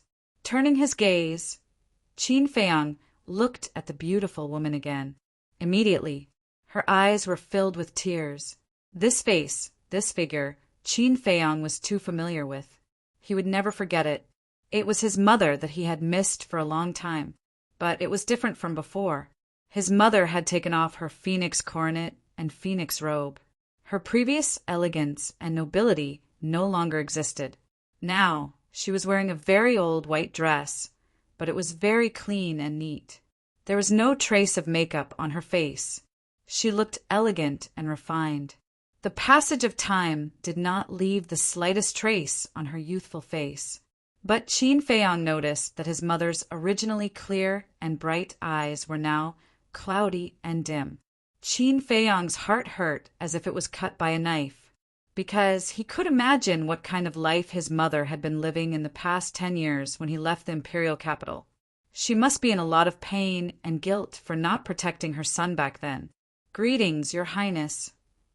As soon as the beautiful woman arrived, both the invincible Dark Army and the Kirin Army lowered their heads and bowed, even the princes and princesses in the distance. Although she was no longer the empress, Her majesty was still there. No one dared to blaspheme. The beautiful woman glanced at everyone, and her eyes fell on Qin Feiyang. Her heart suddenly jumped inexplicably. She looked up and down at Qin Feiyang. A different kind of throbbing gradually occupied her whole body and mind. A moment later, a smile that hadn't appeared on her face for a long time appeared. "I heard that you were looking for me," the beautiful woman said. Her gentle voice entered Qin Feiyang's ears, and the tears in his eyes almost flowed out. He held back the tears in his heart and nodded to the beautiful woman. "Why are you looking for me?" the beautiful woman asked. Qin Feiyang squeezed a smile on his face and said, "I'm here to see you on behalf of your son." "How, Tian?" The beautiful woman lowered her head. 2 drops of tears fell down. These were tears of sadness and self-reproach. At the same time, Qin Zhong and Qin Yi also clenched their hands. Their eyes were filled with grief and indignation. The mist blurred their vision. The beautiful woman asked, "Is he okay?" "He is dead." In front of others, he could say this without hesitation. But in front of his mother, he hesitated. His heart was extremely painful, because he knew that his mother would be sadder and more upset when she heard this. Sure enough, when the beautiful woman heard this, tears gushed out like a spring. "Master, don't be sad, okay? If His Highness knew that you were so sad for him, he wouldn't be able to rest in peace." Qin Yi and Qin Zhong comforted her. Although they said so in their hearts, they were more upset than the beautiful woman. Looking at this scene, Qin Feiyang's heart surged with an irrepressible impulse.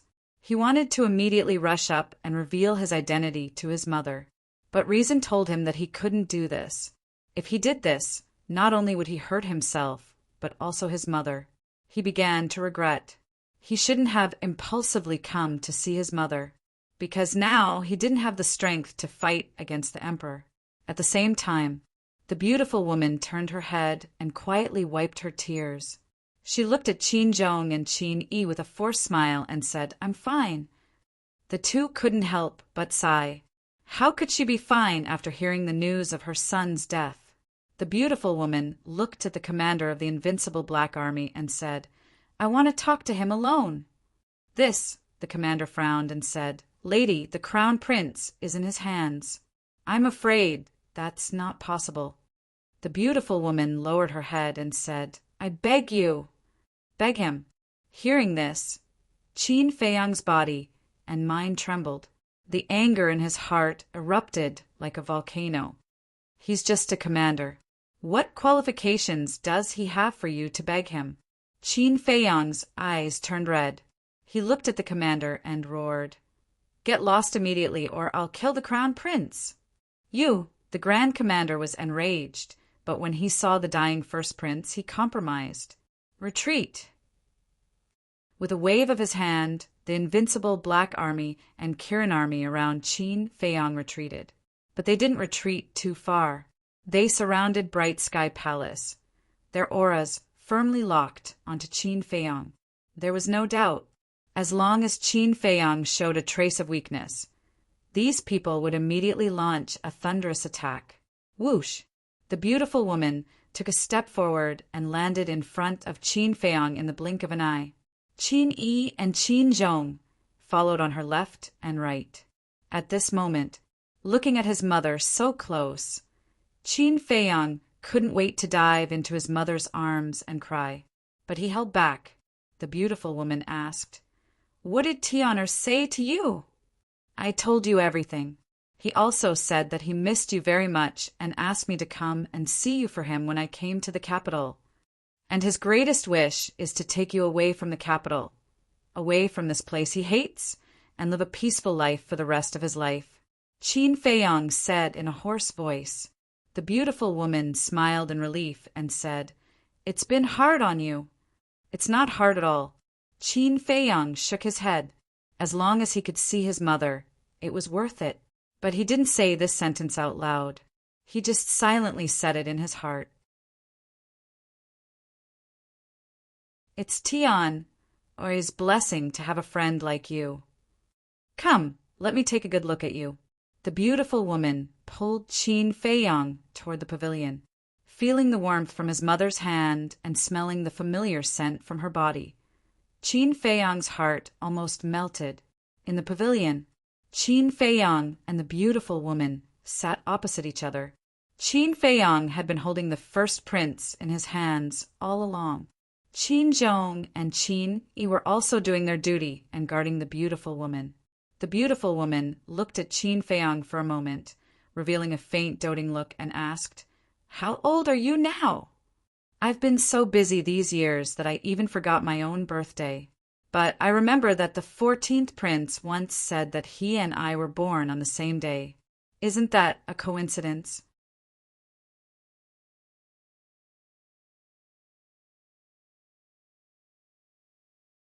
Chapter 7:26. It's a coincidence. But this also proves that your meeting is destined. And Tian, if he's still alive now, should be 24 years old. The beautiful woman laughed. Qin Feiyang's nose turned sour as he smiled. "I didn't expect Auntie's memory to be so good." But at this time, Qin Zhong sighed. "Isn't Lord's memory good?" "Then why?" Qin Feiyang asked. "Ever since His Highness left, Lord would celebrate His Highness' birthday every year. Even though His Highness isn't present at every birthday celebration, and only Her Highness is present, she has never forgotten." Qin Yi sighed. Hearing these words, Qin Feiyang suppressed the tears in his eyes and finally couldn't help but burst out. The beautiful woman frowned and said, "Qin Yi, don't say it." "Why not?" "Lord, Qin Zhong and I have been by your side every day. Who knows you better than us? For more than 10 years, you have been missing His Highness every day and night. You have been blaming yourself every moment for not protecting His Highness back then. How much you wanted to see him. How much you wanted His Highness to return to your side one day. Even so, in order to wait for His Highness to return and not feel unfamiliar with White Sky Palace, you did everything possible to keep every blade of grass, every tree, every brick, and every tile in White Sky Palace the same as when His Highness left. We've all seen what you've done. But in the end, what you waited for was the news of His Highness' death. How could you not be sad? Lord, in this world, not only you, every mother yearns to live with their child forever. So, you don't have to hold it in at all. It will only be more uncomfortable." Qin Yi and Qin Zhong were filled with grief and indignation. The more they spoke, the more agitated they became. Hearing the words of Qin Zhong and Qin Zhong, Qin Feiyang glanced at everything in White Sky Palace and felt heartache. At first, he was still puzzled. After more than 10 years, everything here had not changed at all. It was only now that he understood that it was all taken care of by his mother in order to wait for him to come back. On the surface, this seemed like a simple matter, but in fact it was very difficult, because people could change, but plants and trees grew or withered every day. Changing them was as difficult as ascending to the heavens, but his mother did it. This was the love a mother had for her child. This love was selfless. He was giving silently without asking for anything in return. Suddenly, he made a decision. With a plop, he knelt in front of the beautiful woman with tears streaming down his face. Mother, however, just as he opened his mouth and was about to reveal his identity, the beautiful woman stretched out her hand and covered his mouth. She smiled and said, "Don't say anything. Carry Tian, will, and live well." Qin Feiyang's eyes trembled. He understood. Actually, his mother had long recognized his identity. She had merely hidden her love for him in her heart. It made sense when he thought about it. After 10 months of pregnancy, the hearts of mother and child were connected. He could hide it from others, but how could he hide it from the mother who gave birth to him and raised him? Moreover, Uncle Yuan was sent by his mother to protect him. Uncle Yuan had been missing for so long, Perhaps he had already told his mother his current name, but he didn't understand. Why did his mother not say anything even though she recognized him? Did she have some concerns? At this time, the beautiful woman got up and helped Qin Feiyang up. She smiled and said, "Go, do what you want to do. Don't have any concerns." Qin Feiyang wanted to say that he didn't want to go. He wanted to stay with her. However, his throat seemed to be stuck by something and he couldn't say it. "Before I leave, I'll give you a word of advice. This is also something I often say to Tian. This world is very big. You can't just look at one place." The beautiful woman said. "Yes." Qin Feiyang nodded heavily. The beautiful woman waved her hand and smiled. "Then go. Auntie, goodbye." Qin Feiyang bowed and resolutely turned around to open a portal. Boom! At this time, a vast emperor's might descended from the sky. The transportation gate beside Qin Feiyang shattered with a gotcha sound. Qin Feiyang also immediately looked up. A piercing cold light burst out from his eyes. He saw a middle-aged man standing high up in the sky. This man, wearing a dragon crown and a dragon robe, exuded a vast aura. That 7-feet-tall body was like an unscalable mountain peak. An invisible pressure came crashing down, making it hard for people to breathe. "Greetings, Your Majesty. Greetings, Father." In an instant, everyone present knelt on the ground with a respectful look. However, the emperor ignored them and fixed his eyes on Qin Feiyang. At the same time, the beautiful woman's face changed. She protected Qin Feiyang behind her and shouted, "Go!" Looking at his mother's thin back, Qin Feiyang's heart ached.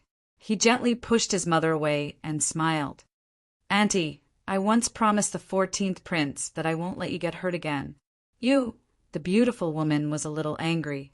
However, when she saw the smile on Qin Feiyang's face, she couldn't help but laugh. Whoosh! Qin Feiyang took a step forward, holding the first prince, and flew up 90,000 miles and landed in front of the emperor. This scene caused many jaws to drop to the ground. One had to know, the emperor was the supreme ruler. No one could be on equal footing with him. Qin Feiyang's current behavior was undoubtedly challenging the emperor's dignity. The moment their eyes met, invisible sparks seemed to collide in the void. The atmosphere suddenly froze. Qin Feiyang raised the corner of his mouth and said, "I didn't bow to you. Are you unhappy?" The emperor said coldly, "Put him down." "Who? Is it him?" Qin Feiyang picked up the first prince and waved him in front of the emperor. The emperor said, "Put him down, and I'll leave your corpse intact." "You still want to kill me?" Qin Feiyang was stunned for a moment. Then, with a loud boom, a towering rage suddenly erupted. "I didn't intend to kill him, but since you said so, I might as well kill him." Qin Feiyang grinned, and his 5 fingers suddenly tightened. The first prince screamed in pain. Of course, his neck was broken, and blood splattered in the sky. The people below were dumbfounded, including Qin Feiyang's mother and Qin Zhong. Not only did he challenge the emperor's dignity, but he also killed the current crown prince in front of the emperor. Was this person borrowing courage from the heavens? "Little brat, give me back my son's life." Suddenly, a furious roar was heard. A noble-looking woman with a phoenix crown on her head and a phoenix cloud draped over her body flew into the sky and rushed towards Qin Feiyang as if she had gone mad. Qin Feiyang looked down, and a cold light flashed in his eyes. This woman was the first prince's mother. Qin Feiyang was no stranger to her. This woman's strength was not much, not even half of his mother's, but her heart was extremely vicious. When he was young, the first prince dealt with him mostly because of her. "Back down!" The emperor raised his eyebrows and said expressionlessly. The woman said angrily, "Your Majesty, back down!" The emperor shouted again. The woman shrunk her neck. She knew that the emperor was angry, so she stopped. However, Her eyes were filled with resentment. Swoosh! At this moment, another two figures appeared. These two people were the Pill Hall's Hall Master and Zhuge Mingyang. As soon as he saw the first prince's corpse, Zhuge Mingyang's expression changed, and a hint of ruthlessness appeared in his eyes. Your Majesty. The two of them bowed to the emperor. The emperor nodded his head. Next, Zhuge Mingyang looked at Qin Feiyang and said, I said, if you dare to hurt His Highness, I won't let you go. Qin Feiyang said indifferently, I'm not in the mood to care about you now. Go away. Zhuge Mingyang turned around and looked at the emperor. He bowed and said, Your Majesty, I want to fight with Qin Feiyang. Is it interesting for a 9-star battle sect to challenge me, a 2-star battle sect? Qin Feiyang sneered. Zhuge Mingyang looked at Qin Feiyang coldly and said, Your Majesty, please allow it. The emperor remained silent. The Pill Hall's Hall Master also asked Qin Feiyang, Did you steal the Pill Hall's first floor's alchemy fire? Yes. Qin Feiyang nodded his head. Why? First, you stole the alchemy fire. Then, you came to the Imperial Palace to cause trouble. What do you want to do? The Pill Hall's Hall Master said angrily. What do I want to do? Qin Feiyang murmured. He suddenly looked at the emperor and shouted, I want to ask, why did you treat the 14th prince like that? What did he do wrong? The emperor said, I'm the emperor. I don't need to explain anything to anyone. Yeah, you're the emperor, but you can't even save your own son. Don't you think it's funny? Qin Feiyang sneered. He threw the first prince's corpse to the emperor. The emperor looked at the first prince's corpse. He was still expressionless. His hands were behind his back. He didn't have any intention to catch it. In the end, Zhuge Mingyang went forward and caught the first prince's corpse. After Zhuge Mingyang handed the first prince's corpse to the first prince's mother, he looked at the emperor again. He knelt in the air and said, Your Majesty, Qin Feiyang killed the crown prince. He deserves to be executed. Your Majesty, please grant my wish. Qin Feiyang said suspiciously, I'm confused. You used to be the #1 genius in the imperial capital. How did you become so loyal? Shut up, Zhuge Mingyang shouted. Qin Feiyang said, Seems like you're suitable to be a loyal dog. You, Zhuge Mingyang was furious. Qin Feiyang said calmly, I'm not interested in you. Don't look for trouble. My beloved emperor, why don't we have a fair duel? What? He dares to challenge the emperor. Seems like we've seriously underestimated this guy's guts. The people below were boiling.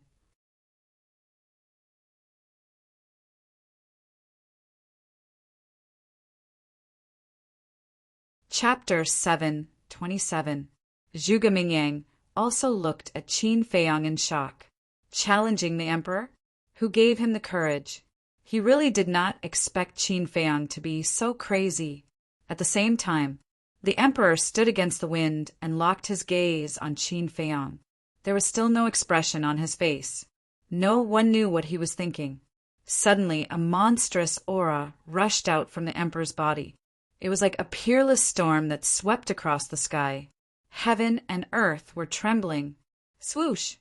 In an instant, everyone began to retreat, including Zhuge Mingyang and the Pill Hall Master.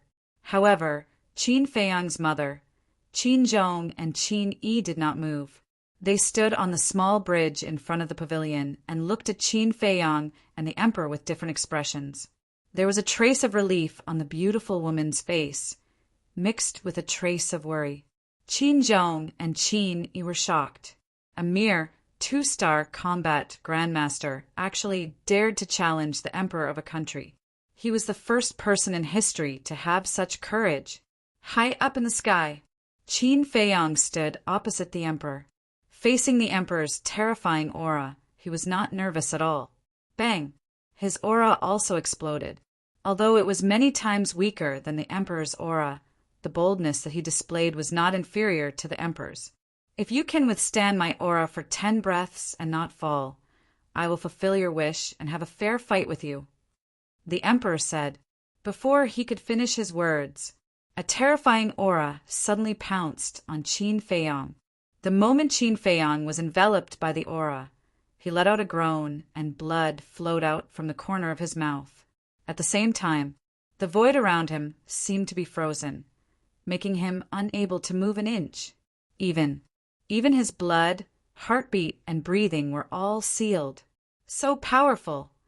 At this moment, Qin Feiyang deeply understood the power of the emperor. If the emperor wanted to kill him, he would be crushed into pieces with just a move of his finger. However, he would not admit defeat, especially in front of the emperor. His pride did not allow him to retreat. The pressure was like a mountain, crazily oppressing his body. All the bones in his body were already making cracking sounds. However, Qin Feiyang didn't even frown. Amazing! In the entire Grand Qin Empire, there's no one who can withstand the might of an emperor. Even for us, we can only last for 2 to 3 breaths. This kid has already endured for 5 breaths. This is the first time I've encountered someone with such a tenacious heart. Qin Zhong and Qin Yi said with disbelief in their eyes. Yeah, Tian, although this friend is still very weak now, but in the future he will definitely become the overlord of this world, and no one will be able to compete with him. The beautiful woman smiled. Qin Yi was stunned. He looked at the beautiful woman suspiciously and asked, "My lord, what's wrong with you today?" "What?" The beautiful woman didn't understand. "Ever since His Highness left, you have never smiled in these 10 years. That's right. Logically speaking, you should be sad after hearing the news of His Highness' death. Why do you seem to be happy instead?" Qin Zhong and the other man were puzzled. "Although Tian couldn't come back, this child came back to see me in Tian place. Of course I'm happy," the beautiful woman said. "Is that so?" The two of them looked at each other, feeling that this reason was too far-fetched. The beautiful woman didn't speak again. She raised her head and looked at Qin Feiyang silently. 7 breaths, 8 breaths. In normal times, a mere 10 breaths was just a matter of a few blinks of an eye. However, at this moment, Qin Feiyang felt that time was passing very slowly, as if it had been several centuries. All the bones in his body had been broken. Blood was gushing out of his pores. At this moment, he was like a man of blood. If it were anyone else, they would have fallen long ago. However, he relied on his unyielding will and still stood tenaciously in the void. Even his body didn't sway at all. That thin figure was like a majestic giant mountain at this moment, shocking everyone's heart. Everyone was puzzled. What made this person persist until now?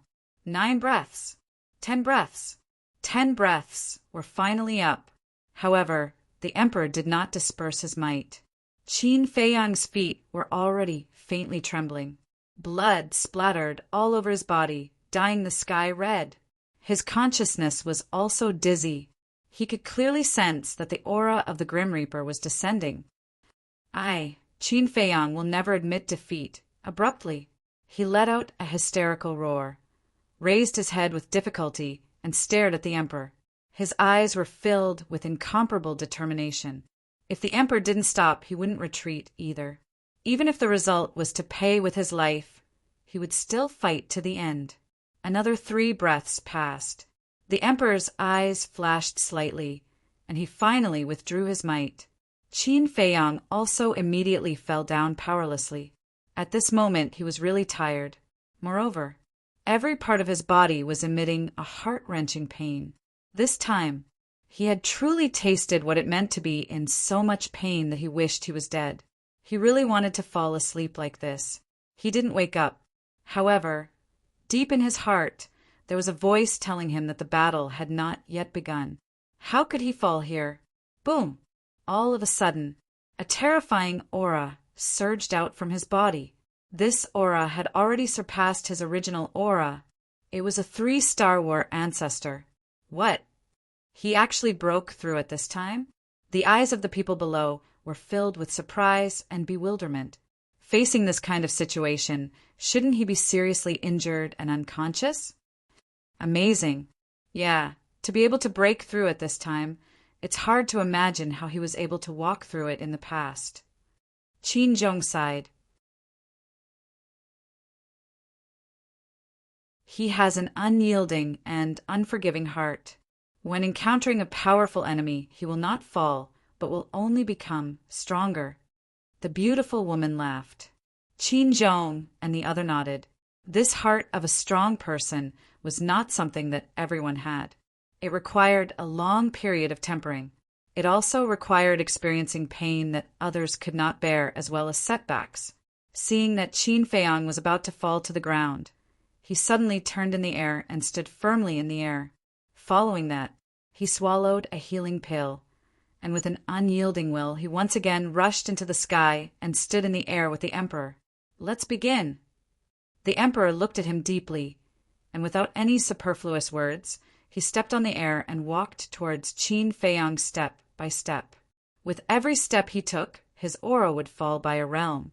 At the same time, Qin Feiyang also stepped forward and walked towards the emperor. Just before the two met, the emperor's aura had fallen to a 3-star war master. What's the situation? Everyone below was surprised. Didn't you hear Qin Feiyang say that he wants the emperor to have a fair fight with him? This fair battle means that the overlord will suppress his own cultivation to the same level as Qin Feiyang's. The commander of the Black Iron Army explained. So that's how it is. Only then did everyone understand. However, even if they are in the same realm, Qin Feiyang will lose without a doubt, because no one in the world can shake the emperor's might. The commander said. Boom! During the conversation, Qin Feiyang and the emperor had already collided. Neither of them said a word and attacked each other with all their might. Crash! The emperor waved his hand, and a golden battle chi emerged, turning into a sky-covering angry wave that rushed towards Qin Feiyang. This golden battle chi did not have a terrifying sharpness, but it contained a shocking dragon's might. Even looking at the golden waves made one feel as if they were looking at countless golden dragons roaring in the void. This was the golden dragon battle chi, and the emperor's battle soul was the golden dragon battle soul. For a moment, in this world, the emperor's might and the dragon's might coexisted. When the crowd below felt this, they could not help but feel a deep sense of awe. However, Qin Feiyang's face was full of disdain. Clang! He waved his hand, and a red sword chi surged. Every trace of battle chi was like a sharp blade. Boom! He took a step forward and punched the emperor. 2 different types of battle chi suddenly burst out in the sky like fireworks. It was gorgeous and colorful, but it hid a terrifying killing intent. Puff! Qin Feiyang spat out a mouthful of blood and retreated dozens of feet. The emperor was as steady as Mount Tai. Then, the 2 of them took a step forward at the same time and attacked each other. It was not because Qin Feiyang's strength was inferior to the emperor's. It was because even though the emperor suppressed his realm, whether it was the lethality of battle chi or the quality of his physical body, he was much stronger than Qin Feiyang. Therefore, this battle was destined to be a tough one for Qin Feiyang. If he wanted to win, he had to work harder and more fiercely than before.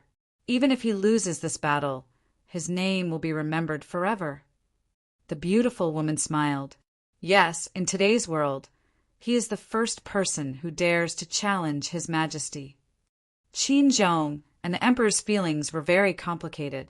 Although this man was only a friend of Her Highness, he did not hesitate to fight with the Emperor for Her Highness. But what about them? They saw Her Highness being killed and their lord being wronged, but they did not dare to say a word. They felt ashamed. Bang! Bang! High in the sky, 2 figures shuttled back and forth like lightning, fighting crazily. The golden dragon battle chi and the red sword chi turned into 2 giant storms, sweeping across the sky. Qin Feiyang was covered in blood, and his black hair had turned dark red. But his fighting spirit and battle intent were getting more and more terrifying. His whole person was like a peerless sword, exuding a terrifying sharpness. "Do you regret what happened to the 14th prince?" Qin Feiyang asked. At the same time, the red sword Qi rose from behind him, and 30 flaming sword shadows appeared in an instant. A bone-piercing sharpness surged out in all directions, covering the sky and covering the earth.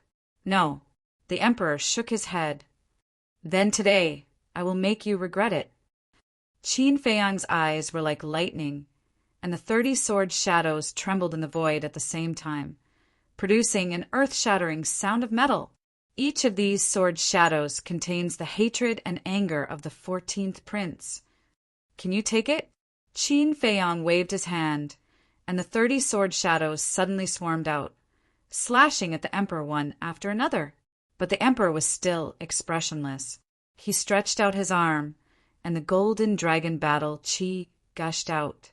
In the void in front of him, golden divine dragons appeared one after another. In the end, there were exactly 30 golden dragons. Each of them was dozens of feet long, and they looked as if they were cast in gold. Each of the dragon scales shone with a dazzling light. The mighty dragon power shook the 9 heavens and 10 lands. "This is my will. Can you take it?"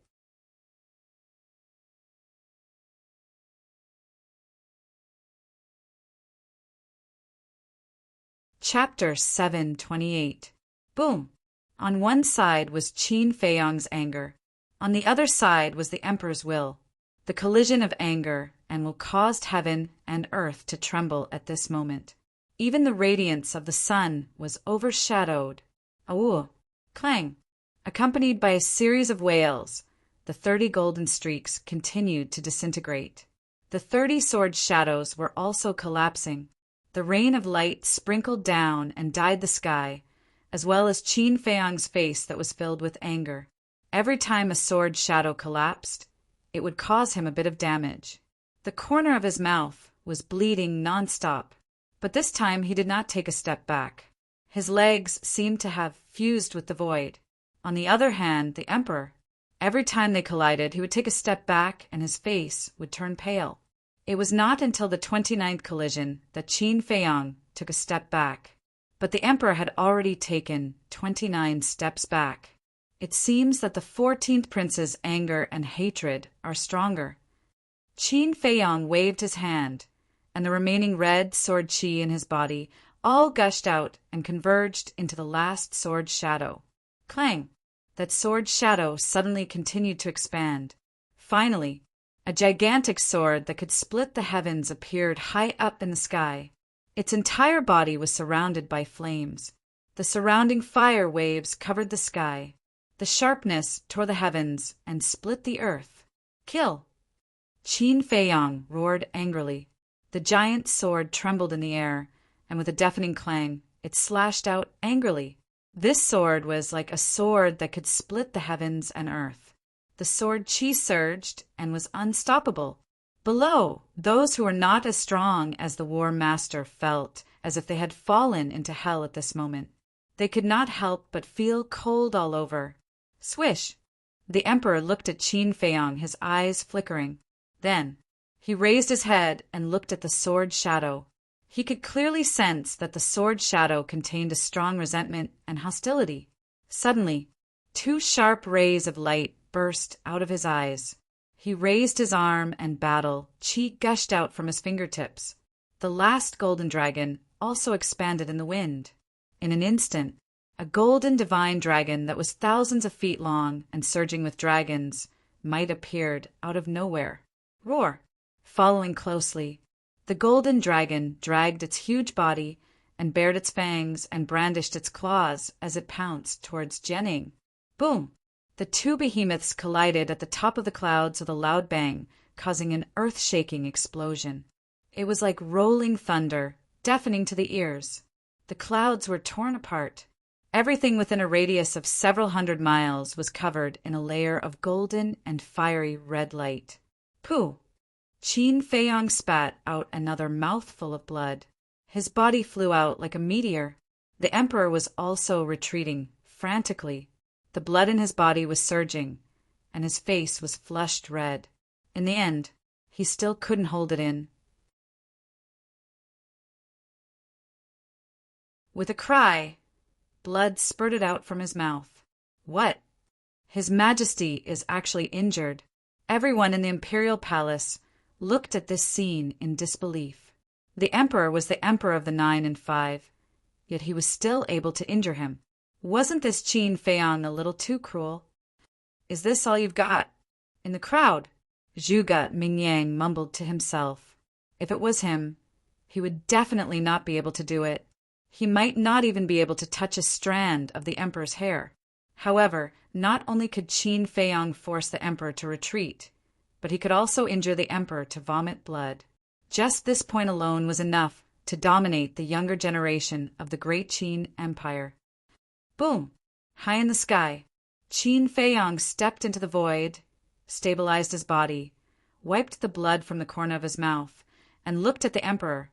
I said that I will make you regret it, and I will definitely make you regret it. Boom! His voice fell. A wave of fire rushed out from his body. The void within a radius of several miles instantly turned into a sea of fire. The temperature soared rapidly. At this moment, this world seemed to have turned into a big furnace. This is another kind of battle chi. He actually activated 2 battle souls. Those who didn't know were shocked. Those who had investigated Qin Feiyang's background were also shocked. 2 battle souls, rare in the world. It was no exaggeration to say that it was hard to meet one in 1,000 years. Such a monster was simply not comparable to ordinary people. If he didn't die, he would definitely become a peerless powerhouse that would make the world tremble in fear. Crash! Roar! At the same time, an even more majestic golden dragon battle chi rushed out from the emperor's body, and there was even a faint dragon roar. Looking at the emperor's cold face, the anger in Qin Feiyang's heart was like the fire waves around him, uncontrollable. All the flames condensed together in an instant, as if turning into a fire dragon, roaring in the sky, pouncing crazily towards the emperor. But at the same time, the emperor pointed to the sky, and the golden dragon battle chi surged out like a torrent of beasts, fiercely colliding with the fire dragon formed by the flames. This time, neither of them used any battle arts, but the loud sound produced by the collision of the 2 battle chi shook the entire imperial palace. Boom! At the same time, Qin Feiyang's body shook and immediately crashed into the bright sky palace below like a meteorite. Qin Feiyang's expression changed. The bright sky palace was his mother's hope, and it could not be destroyed. But at this moment, he couldn't control it at all. No, finally, accompanied by an unwilling roar, he crashed into the ground of the bright sky palace. The ground was instantly torn apart. Cracks spread out in all directions like a spider web. Boom! Crack! In just an instant, the entire bright sky palace was razed to the ground.